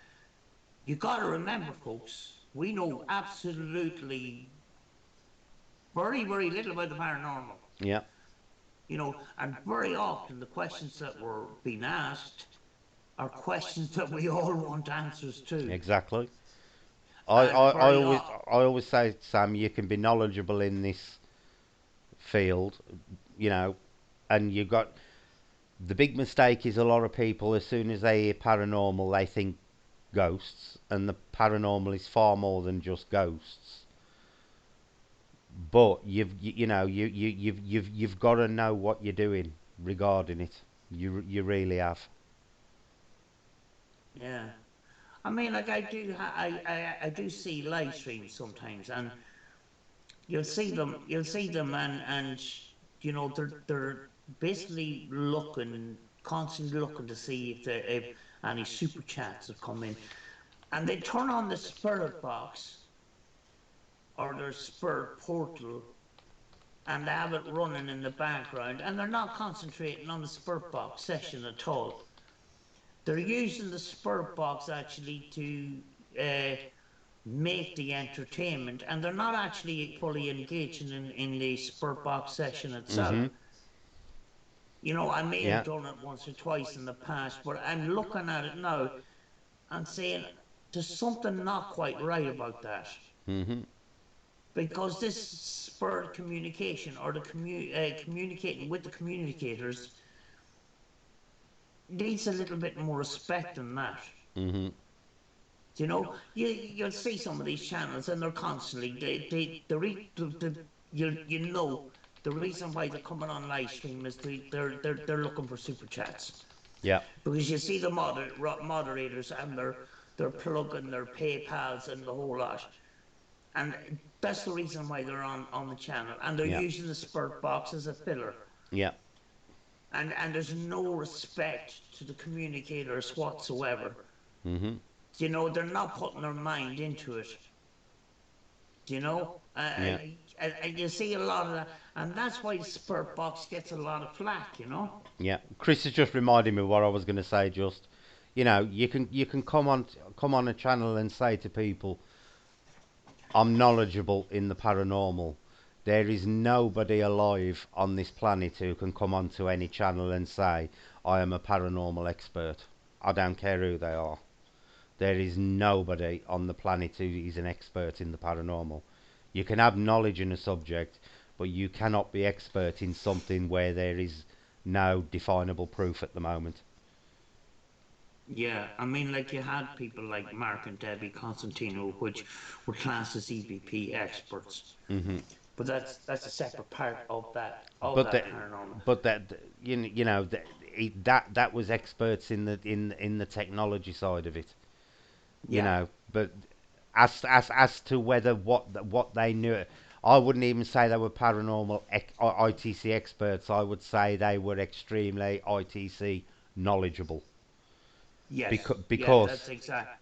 because we don't know 100% that ITC is doing what we think it is. Yeah, So we can't I say we're expert on something that we've not proven. well, that might have been a bad example. We have sound experts and vision Yeah, experts, yeah, yeah, which is a small part that yeah, plays yeah, a big which plays a big part in helping yeah. with our research. Oh yeah, But definitely. it's a piece of the jigsaw puzzle. It's Yeah, not the yeah, whole thing. yeah. You know? That they could that people are experts in predefined fields that are proven, like sound vision, stuff like that. Yeah. But like you say, that is all they are expert in. When it comes to applying it to the paranormal, they can only apply their expertise to the paranormal in terms of knowledge. They can't say that it makes them an expert in the paranormal. Yeah. Even though there's people that are trying to be Oh yeah, experts, oh but are yeah, trying to come across as yeah, experts. yeah. Yeah. and digging themselves in a hole Mhm. into a big massive hole in the process. Yeah, and it's the same when people say, we've debunked this, we've debunked that. You cannot debunk anything where there isn't any definitive proof that what you're trying to achieve is or isn't possible. Well, All you could say is it's your opinion. You cannot say you have debunked. well, it's very, very easy to do a debunked video and then delete all your previous videos. But nobody can debunk something that isn't proven. Exactly, Jay. And the entire paranormal field is based on personal belief at the moment. And the second something is proven, it is no longer paranormal, it is just simply normal. And it comes out of the paranormal. Yeah. If somebody proved life after death tomorrow, which personally I believe nobody ever will, because I think there are natural barriers in place there to stop it, then ghosts would no longer be paranormal, they would be simply normal. And then we'd all have to talk about Bigfoot. Yeah. Like I keep an eye on one or two channels, and there's one channel in particular, and they're basically based on sound and vision. That Mhm. is it. No gizmos or gadgets that they Yeah. call. But I see a kind of change where there was a device used, and they started to say, something now that was kind of interesting. So up until a certain point, they had a personal opinion that gadgets were just the K2 meter and all them gadgets, all that rubbish, and Mhm. all the rest of it. And I think in a way they were the reason why they were saying these things is because there's so many people going out there and they're only learners in the Yeah. field and they're copying other people and they're making mistakes and Mhm. that. And maybe it's a learning process for them. I Yeah. mean, like, these people actually at times madden me by some of the things that they've said, but I can see them kind of changing a little bit Mhm. in a way. And I think sometimes it is, yeah, we're all entitled to an opinion on that, Yeah. but it's also a learning process as well, and when it comes to devices and it comes to uh, spurt box and ITC, don't throw the baby out with the bathwater and completely dismiss it unless you've tried it yourself. Yeah. Do you know? Yeah. And I know ITC is not for everybody, Mhm. but just don't. I get comments all the time. Oh, that's just radio and all the Mhm. rest of it. And I find it very hard to explain, but I seem to. Do you know when when radio comes in, you get a couple of words and the word is cut off and then Yep. it goes into the next scan. But when you seem to get something interesting, it seems to be slower and kind of stretched a little bit.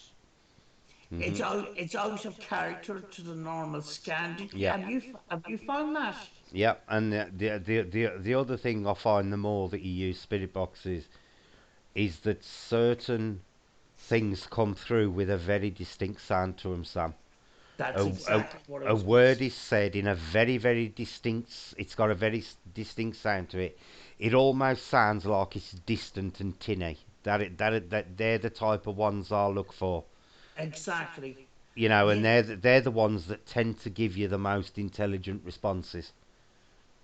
you know, I mean, like, I used to be an ITC before, radio scanning Mhm. and stuff. And I went back into it a Yeah. couple of years ago, and Frank Sumption has already had come up with this new method and stuff. So it was new to me. Yeah. And for 3 weeks, I got flipping, I got nothing. Yeah. And I was on the point of giving up, and that's Mhm. when something interesting came through. Yeah. But it took about a year to get that ears tuned into Yeah. Yeah. those interesting things that come through, and what is the difference? It's very, very. You need to train your ears, and Oh yeah, definitely. you need about 12 months. Yep. But I've always said, Sam, I've been in this field now well over 30 years. And I can honestly say if I was in it another 30, I'd still be learning something new every day. You never stop learning in this field. You always discover something new every day. Yeah. Do you know?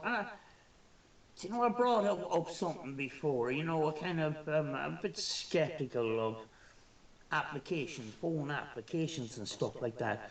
But then I was thinking about Annabella Cardoso Mhm. and her theories on, recording, where you have background audio support Mhm. that the spirits can use to make your recordings, whether it's static of the radio, sound of the tap running, or things like that. Yeah. But I'm thinking, when I look deep into that, isn't that not like apps? Yeah. It's using a sound bank of sorts. Yeah.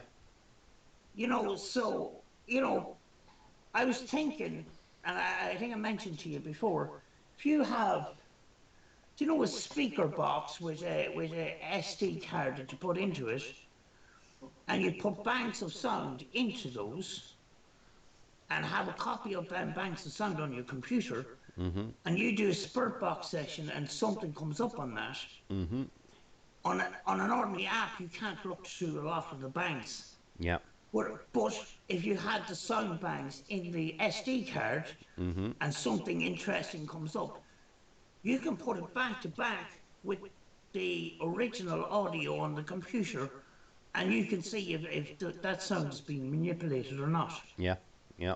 Which you can't do with an application an awful lot of the time, because you Yeah. can't get into the banks, Yeah. See, the problem I've got with apps, Sam, well, there's a couple of problems I've got with apps. One of them is the sound banks are heavily biased with the words that they've got in them. You Yeah, know, that they are heavily loaded with words that are very appropriate for paranormal subjects. Like they've got hundreds of ghosty type words in. They've got pretty much every single bloody name on the planet in them, because they're the common things that people want to be hearing coming through spirit boxes, names and things that are related to ghosts and the dead. The other problem I've got with them is they are programmed to literally churn something out every few seconds. So they basically give the impression that there is more communication than there actually is. And the thing is, if you laws of average tell you the faster you are getting a response, the more chance it is going to sound like it's an intelligent response. So you yeah, use a normal spirit box, you may not get a response to a question. You may get a response once every 30, 40 seconds, sometimes longer than that. You put an app on, you're getting something out that app roughly every 3, 4 seconds. yeah, It's going to get to the point where you're asking a question and you're going to hit what sounds like an intelligent response on an app, when in fact all that's happening is it's churning out that much sound and that many words in a short space of time. It's inevitable that that app is going to finally is going to consistently give results that look like they're intelligent responses. And plus, yeah, and then you've got it doubled up with the fact that the sandbanks are also biased towards paranormally, relevant words. So it literally doubles up on you. You're getting apparent communication when all you're getting is the law of averages. yeah. But if you put the idea that, you know, making sound banks with birds singing, storms, Yeah, yeah, thunder, all yeah, that kind of stuff, and mixing it all together, put it yeah, on your SD card and stuff yeah. like that. The dishonest people could put something in there. Oh yeah. But if you're doing the paranormal, you're first of all you're doing it for yourself, so you're not Mhm. going to fool yourself. Yep. But when I look back on Annabella Cardoso's theory, apps should work. in some sort of way, Yeah. but the app makers seal those sound banks so we don't know what they're made up from. Mhm. Mhm. You know, I have an app, the Necrophonic, and it sounds spooky and all the rest of it. There's words coming out. I don't know Yeah. if I don't Now know what words. let's touch on necrophonic, Sam, because Lindsay and John now my incessant hate of the necrophonic app, and I'll tell you why I dislike it of all the apps is basically because it's phonetic banks. Now, phonetic banks is basically parts of words broken down into their parts, like lefty would be broken into left and T, right? Now, that necrophonic app spits them out literally, it's probably once every 1.5 seconds. Because they are phonetic sounds, the amount of different phonetic combinations that actually form a word will actually generate even more words than a normal sound bank of words would, if you understand what I'm saying. Because so many different combinations of phonetic sounds form words. And this is why of all the apps, I hate the phonetic ones the most because they massively increase words being generated randomly rather than by something being triggered. Yeah. Well, Annabella Cardoso's theory is the backup audio support should not have any human voices in them. Yeah, And when there is no human voices in them, if there's no spur communications, no words is going to come out because what you've got is motorbike sounds, bird sounds, sounds yeah, of water, static sounds from radio, and no human voices in them.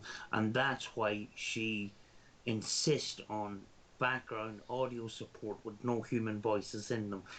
If you're using words, it can be jigsawed together to make it sound like a word, even if they are in pieces. Just like the human eye, I have a book on the paranormal, and there's a square with a circle in the middle of it, and if you have to look at it for a certain amount of seconds, and then you look up on the wall and you can see a ghost. hmm That's scary stuff. So I mean, like, is there situations in life where the eyes are tricked in that kind of way that people are seeing apparitions because their eyes are tricked? yeah. And this Even the most experienced investigator is prone to pareidolia, Sam. You have absolutely no way of controlling your subconscious mind. And your mind yeah, will automatically, even for the most experienced of investigator, your mind will still associate patterns with things it's familiar with. And even if you see something you genuinely believe is something, unless you've got corroborative evidence, you cannot say 100% certainty what you saw is exactly what was there. yeah. Because this particular book, I decided to get it for research. I haven't even read most of it, but there's a part about it based on pareidolia, and this is visual pareidolia. And basically, as far as I remember, it's just a square and a dot in the middle of it, and you focus on that for about 30 seconds, and then you look up at the ceiling, at the white ceiling, hmm and you'll see an apparition. Yeah. So how does the eyes turn a square and a dot into a picture on the ceiling? It's just amazing, and it just makes you think that we look at a lot of things every second, and how our eyes can be tricked. Oh yeah, You know, without a doubt, without a doubt. you know.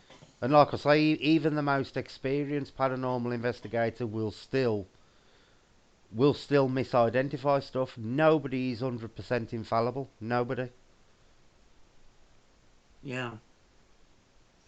And it seems goes for audio, and as you says, you can chop up words, you can chop up human words into many pieces as you want. But if the human mind wants to get a word, it will find a word.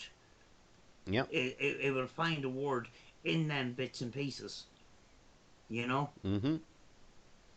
You know, but when And it, when when you're dealing with phonetics, because words are built up with phonetics, you know, it increases even more so the combinations of phonetics that will actually produce a word. Most definitely. yeah. And very often these apps are used with these portal devices with all these pedals and that. I bought all the pedals. I spent the money. I spent a couple of £100 in researching this, and I found that the more sound filtering and sound altering pedals you put on there, the more the more the clarity is lost. And once Mhm. that clarity is lost, it's open to pareidolia. Yep. Yep. You look at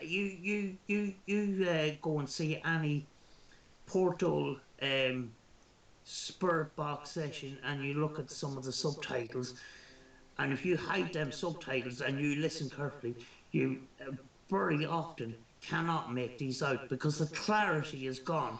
Yeah. And that's why I took all the pedals bar a noise gate off my portal box.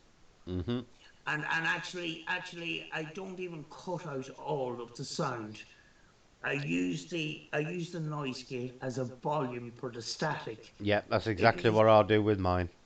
it means I can turn it down, but it still comes through. Yeah, that is exactly what I do with mine, Sam, because I believe that the way spirit, and this is just my belief, I believe that the spirits can manipulate any sound frequency.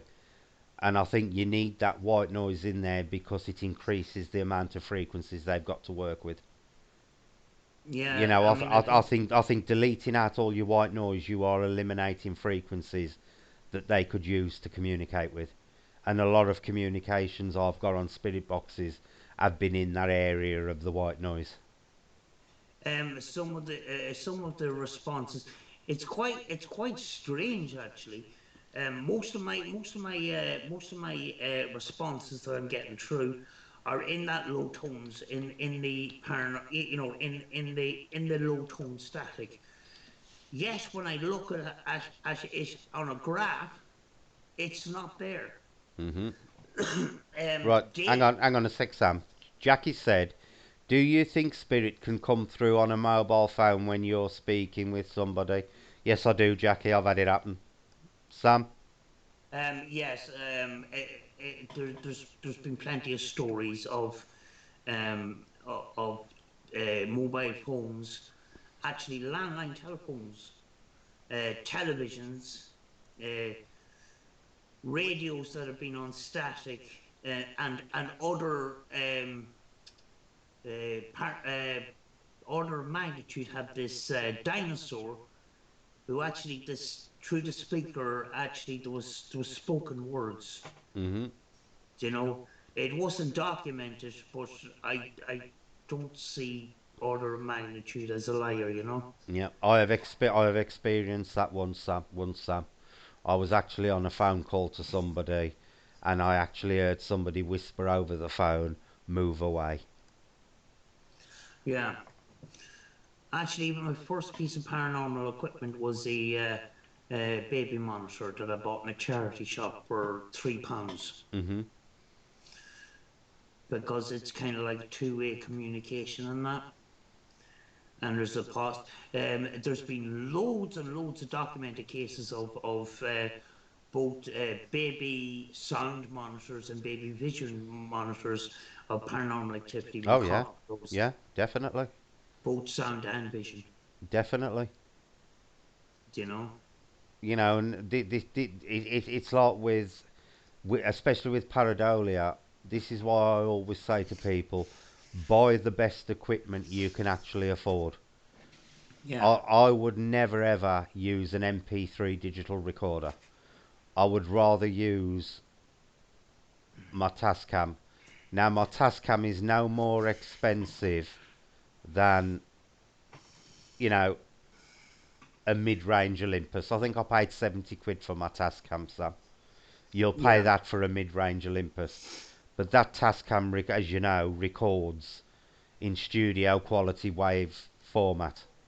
yeah, I've done experiments where I have recorded with the Tascam and with a digital recorder, played them back, and I have heard what has sounded like full speech on the cheap digital record, the MP3 recorder.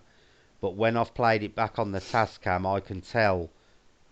I can identify exactly what it is. It's been the swishing of clothes, or it's been the scrape of something on the floor, or whatever. But because the MP3 format compresses so much data, you lose sound quality, and that is where the pareidolia starts to come into it. And this is yeah, what and this is why I don't get very many EVP um, captures, because I always use the Tascam, whereas the vast majority of people use MP3s, and it's actually what they're picking up is not EVP recordings, they are picking up bad sound compression, without a doubt, because I've proven it by running two recorders side by side, one in WAV and one in MP3. And what you hear as speech on the MP3, I guarantee you will perfectly identify on a .wav recorder. yeah. Some of these, the low bit rate. They the theory was that 5 frames per second was the ideal bit rate to. I got that wrong. 5 or 4 bits per second, something like that, was the sweet spot to get EVPs. The problem is when it is at that low of a frame rate, they the recorder struggles to record, and you'll have this warbling. And yes, that warbling can have a frequency that spirits can use. The problem is the response that comes out can be warbled as well. Yep. And the thing is, when you put it through computer analysis, it's very, very hard to break it down and try to analyze it properly. It's internal sound. Like I said earlier on, Annabelle Cardoso based her EVP research on using good quality recording with background audio support, which is external sound, which is Mhm. controlled. Yep. With the low bit recorders, it's internal and it's uncontrolled. You can't control that sound. Yep. Yep. You can't control that warbling sound. But when you turn on some static from a radio that has no stations on it, like a little bit of static in the room, and you turn on your recorder, that's controlled external sound, and it's more easier to deal with because it's recorded on a good quality high bit recording, that when you put it on the computer you can analyze it an awful lot better, you know. Yep. Hang on, I'm just answering.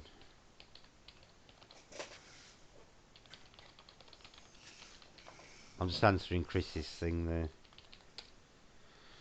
Yeah, Chris says, but I was just talking to my mum about the boy I followed at night as a kid in old house, and lights flashed in our new house, well sort of new house.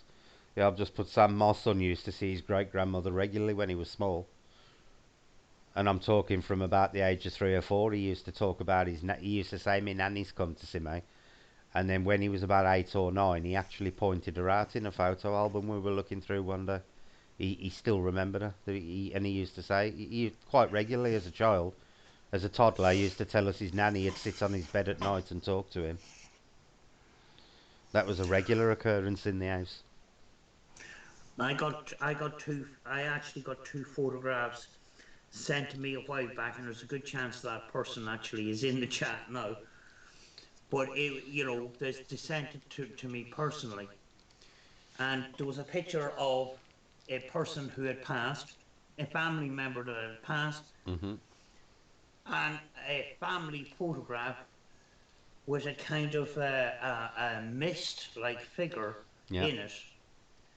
and I compared the two photographs, and there was a shape of a face in the mist that matched the original photograph of the family Yeah, member that passed. It was quite phenomenal, yeah. like. I've actually seen a few examples in various books and paranormal books and stuff where that's happened, Sam. And these we're talking old photos, but before you could like Photoshop and stuff, Mm.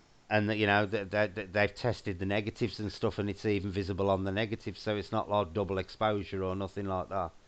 It's really really interesting, some of them, but Do you know what I find?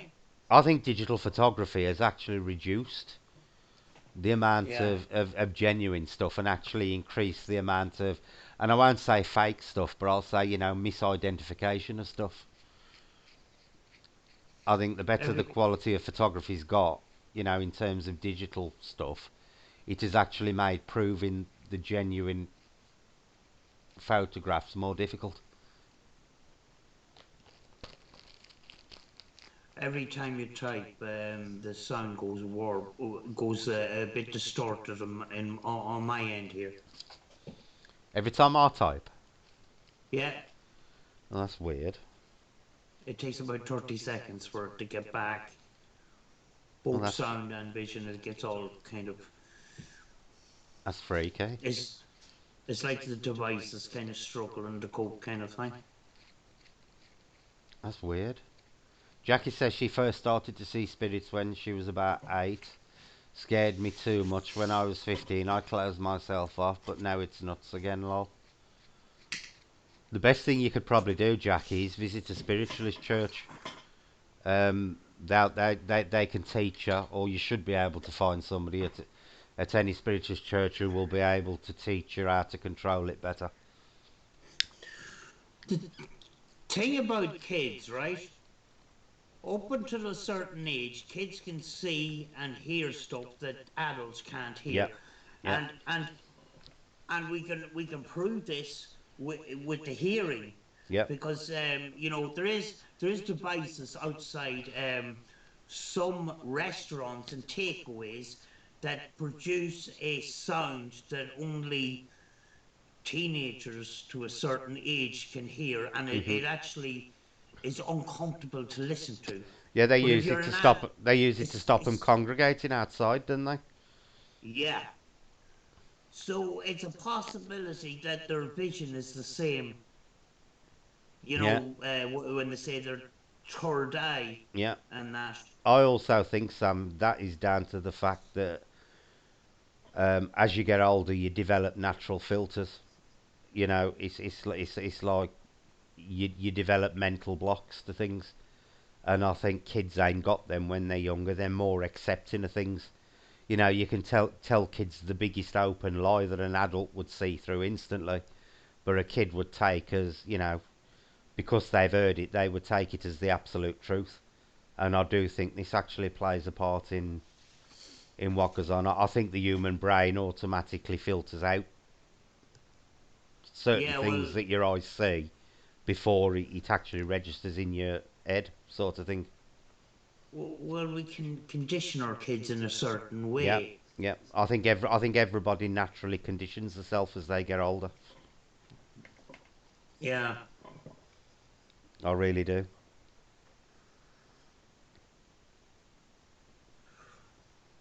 I might get me one of them things, Sam, to keep the kids from outside my house. Because they always congregate outside here, because there's a little park right opposite. I might get one and blast it across at the park. But Yeah, they have. go on. There was a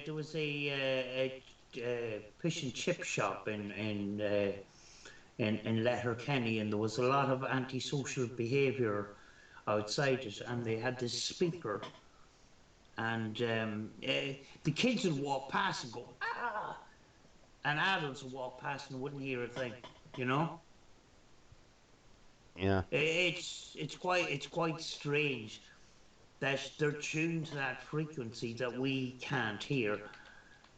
So, what exists out there that are not tuned to our frequency? And that is possibly a lot of the paranormal Mhm. that we only get snippets Yeah.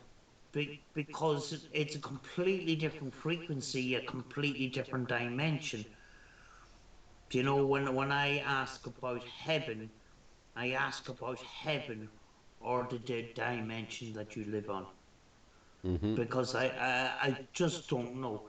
And there could be a parallel world where there's a whole world going on there, and Yeah. we can't enter that because we are on a different frequency in a different Yeah. dimension. It's a Yeah. it's a whole big rabbit hole of stuff there, folks. Yeah.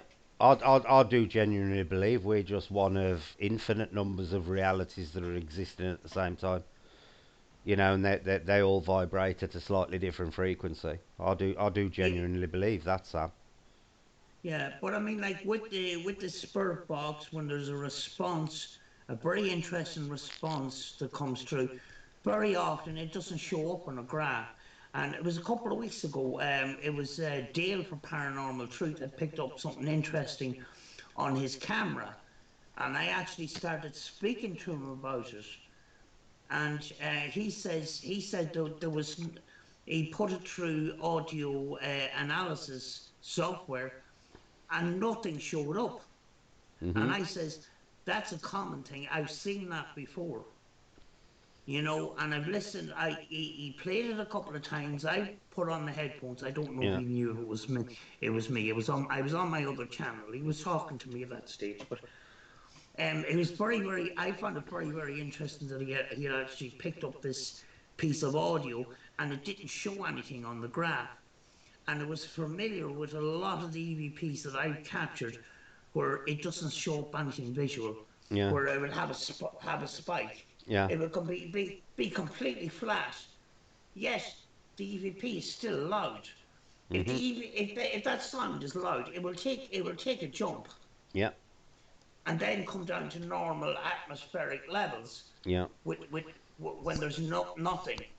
But anytime there's a voice or a higher pitch sound or a higher frequency, you'll have a jump on the graph. But something, if you have an interesting EVP, sometimes it'll just be a straight flat line as if nothing was said at all. So it's very, very interesting how those EVPs are produced, and because it's not showing up anything visual sometimes. Yeah. And see, Sam, this is why I think you've got to be very careful with any kind of evidence you get visually and orally with things like EMF fields. You've got to be very aware of, if this is why I always say, at least take some kind of EMF meter with you wherever you go, because it is scientifically proven that EMF fields will actually cause hallucinations in the brain. Oh You know, yeah, I've and had and it. and this is why I think you do have to be very, very careful of narrowing, you know, getting all the scientific stuff out of the way before you put things down to being paranormal, because a lot of people nowadays, and it is down to the likes of programs like Most Haunted and Ghosts and Adventures and stuff like that, they immediately jump straight to a paranormal reason for everything, rather than starting at the normal and eliminating the normal before moving on to the paranormal.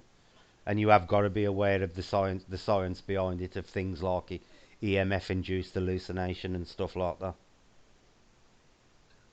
I had a paranormal investigation, and um, it was a paranormal investigation that lasted 5 minutes. That was a quick one. Yes. What happened was the people of the house were seeing apparitions upstairs and stuff like that. Went and done my readings and got 148 um oh microtesla or whatever, milligauls, sorry. Mhm. 148 milligauls in the bedroom. And do you know what was causing it? The the solar panel on the roof. Yeah. The solar panel on the roof was producing electricity to boil water or something like that, but there wasn't proper insulation in the attic space, Yeah. and this the solar panel was putting off large amounts of EMF, Yeah. and they weren't sleeping properly or anything like that. So I mean, like, that was an eye opener. Yeah. See, You know, Chris has just mentioned there Stocksbridge bypass is like that with the IMF. That is the perfect example. Now there are actually reports of two different phenomena going on. One is a group of children in a ring singing Ring of Roses, and the other one is the Black Month of Stocksbridge. But there's also a Barguest that is apparently around there. But what a lot of people don't realise is the site where the kids are seen is actually at the base of an electricity pylon. You yeah, know, so you do have to be very, very careful of your surroundings. we have those type of pylons actually going through the estates, uh, the place where I'm living now. They built a big pile of houses, so it's just a matter of time. If the people around here find out I'm a paranormal investigator, it's just a matter of time before I'm contacted about activities that people are claiming to see, Yeah. both inside and out. It goes across the playground. It goes across a number of houses. Hmm. I've measured. I've measured a couple of times out there. There's kids playing out on the streets, and some of it is going up to 50 to 100 milligauss. Yeah.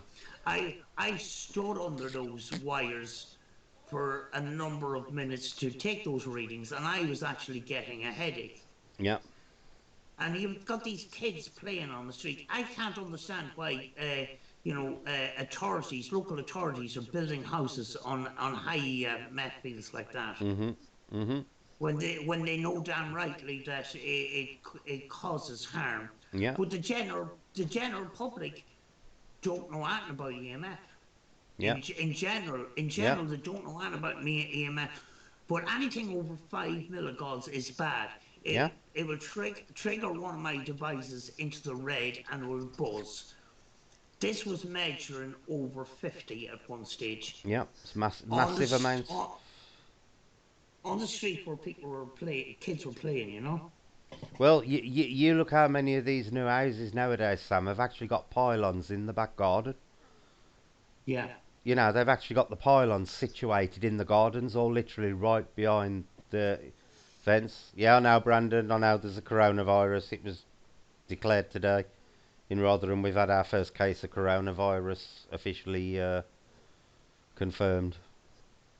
So if I start coughing, you've all got to dash off the channel before you catch it.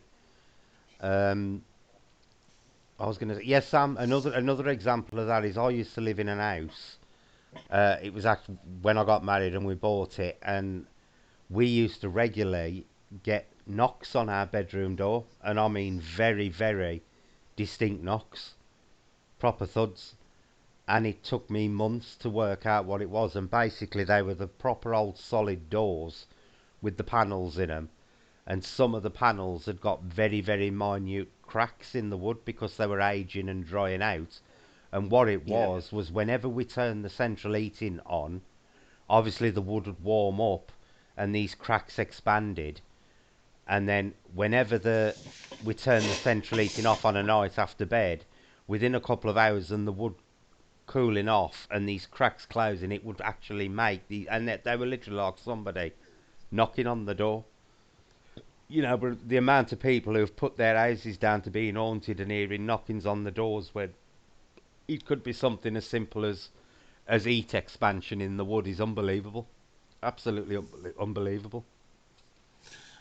yeah. My apartment is actually made out of plywood. Yeah.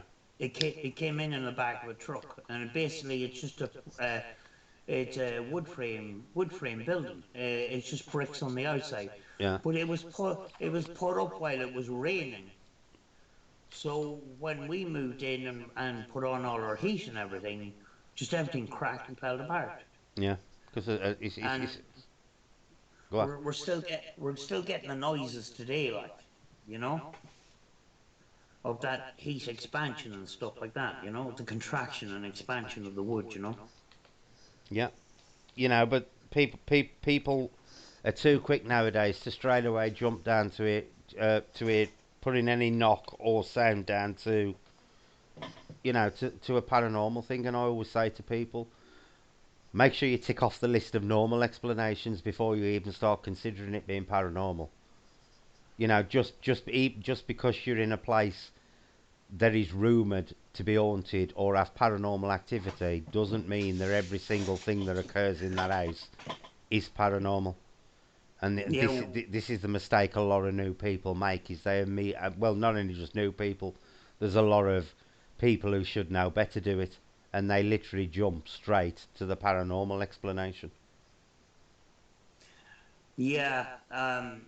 Yeah. Especially new people. Sometimes it's just that little bit of lack of education. Hmm. The last thing you wanna put a label on is the paranormal label. Yeah, You yeah, wanna uh, what you want to do is you want to get a natural explanation first. Then you go into yeah. a natural explanation that I haven't thought about, Hmm. and then you can possibly think of the paranormal. But I very rarely use the Yeah. word paranormal. It's You like know. you see a lot of people that they they go on to Cannock Chase, or they go to Wombwell, or they go to Sherwood Forest or whatever, and they're in the middle of this forest. It's late at night. It's dark, and they hear a twig snap, and then a couple of seconds later they hear another twig snap, and straight away they start claiming something's surrounding them or walking round them. And I got to be honest, Sam, I'll sit there laughing because I think you're in the middle of a wood. It's pitch black at night. That wood is full of nocturnal animals. You've got badgers, you've got foxes, you've got stoats, weasels, deer. You name it. That wood is going to be full of animals that you cannot see in the dark. They never once even consider the fact it could be an animal. Straight away, it's a ghost walking round them. And this is what people need to get out of the habit of doing. They need to, Yeah. they need to make certain that it ain't a badger or a fox or a deer or whatever trooping around before jumping straight to the ghost explanation. Yeah. When you came up with woods and that, I remember years ago I used to take a shortcut through ancient woods. They Hmm. were on the grounds of an ancient mansion and Yeah. that, and it was known to be haunted and stuff like that. And you know, I have bits and pieces of evidence in my head that thought that some of this may be true. But the thing is, when fear takes over, Yeah. you start to imagine an awful lot of things. Now there was a road in between going through this forest, and when you look around and you can't see anything, you start getting paranoid that possibly something is following you, and you start walking faster and faster, and you start hearing footsteps behind you, and the fear gets more and more and more. And do you know what I found out it was? But it just made it. It didn't make it any less scary. It was the echo between the trees. Hmm. When I was running and making that noise, I was getting a delayed footstep behind me. Yeah. And I mean, that absolutely terrified, because when you looked around, you did not see a thing. It was just Hmm. pitch black. So you start imagining all sorts of things, that there's something following you and everything. And then you say, well, it is an echo, but what if I'm wrong? You know? Yeah. Jackie's just said, "Do you think East Drive is haunted?" Not for 1 second, Jackie. I think the property is just a commercial venture. Um, I do believe it may have been haunted at one point when the original Pritchard family were there. I do think that they possibly were getting genuine phenomena of some sort going on there. But I do believe that whatever it was left with the Pritchards. I think it was actually revolving around one of the kids. I'm more inclined to believe it was a poltergeist than anything else. I genuinely do not think East Drive is haunted in any way, shape, or form. Sam? I was never there. It's the truth. Philip from Paranormal Tech went, Mhm. and he came on the invitation of Matt TUK, who actually started a paranormal channel, and he's a very logical man. Mhm. And his communication, even though he's very, very new to this, he put out a video a couple of nights ago, and I was really, really impressed. He's like, when he starts to communicate, kind of like, sit down and we'll have a little chat. And the conversation flows. He's using apps. He doesn't have radios. He's Mhm. using apps. But his line of questioning, his patience. He's not Yeah. barking out all these questions one after another. Tell me Yeah. this, tell me that, tell me, say my name, Mhm. do this, do that. He's having a conversation with the communicators as if they were ordinary people. Mhm. And for a person that hasn't done this, it was absolutely fantastic. But he went to East Drive, and he is a camping guy, Mhm. camping and hunting guy. He didn't have very much equipment, but he did have a wildlife cameras, and he had the initiative. These might be useful. Yeah. They went there, and they at one stage a door opened itself. But what happened was, when another door opened, it caused pressure and made this other door move. Yeah. There was a couple of things. There was a couple of things that possibly did happen in that. But to ask me, is East Drive haunted? I haven't been there, so I cannot say. Mhm. We can't judge it on we can't judge it on the TV programs Yeah. that we've been there or anything like that, Yeah. unless we go there ourselves. Mhm. You See, know. the thing about the Black Monk is, the Black Monk is totally a paranormal team invention. At no point during the Pritchard's encounters did they ever claim that they encountered a Black Monk. That has since been invented and expanded upon by various paranormal teams that have visited there. Not Yeah. not not once was there any documented evidence that there was ever a monk at East Drive. Well, if there's a monk called Fred in East Drive, the poor guy has been called all sorts of names. Right, And guys, it's 1 o'clock. Uh, we've been going for 4 hours, so I am going to call it a night. oh, morning. Um, I'd like to thank Sam for coming on and Andy as well, even though he was ill. I'd like to thank him for coming on at the beginning. I'd like to thank all you lot for coming and bearing with us for 4 hours, those of you who've been here the entirety. I really need a coffee or a drink now because my throat is totally dry. Thanks again for coming on, Sam. Uh, Thank you very much for inviting me. yeah. The schedules from now on, I'm going to start varying them because there's a lot of paranormal teams now that are jumping around with their schedules rather than sticking to set times, and there's been a lot of overlaps occurring.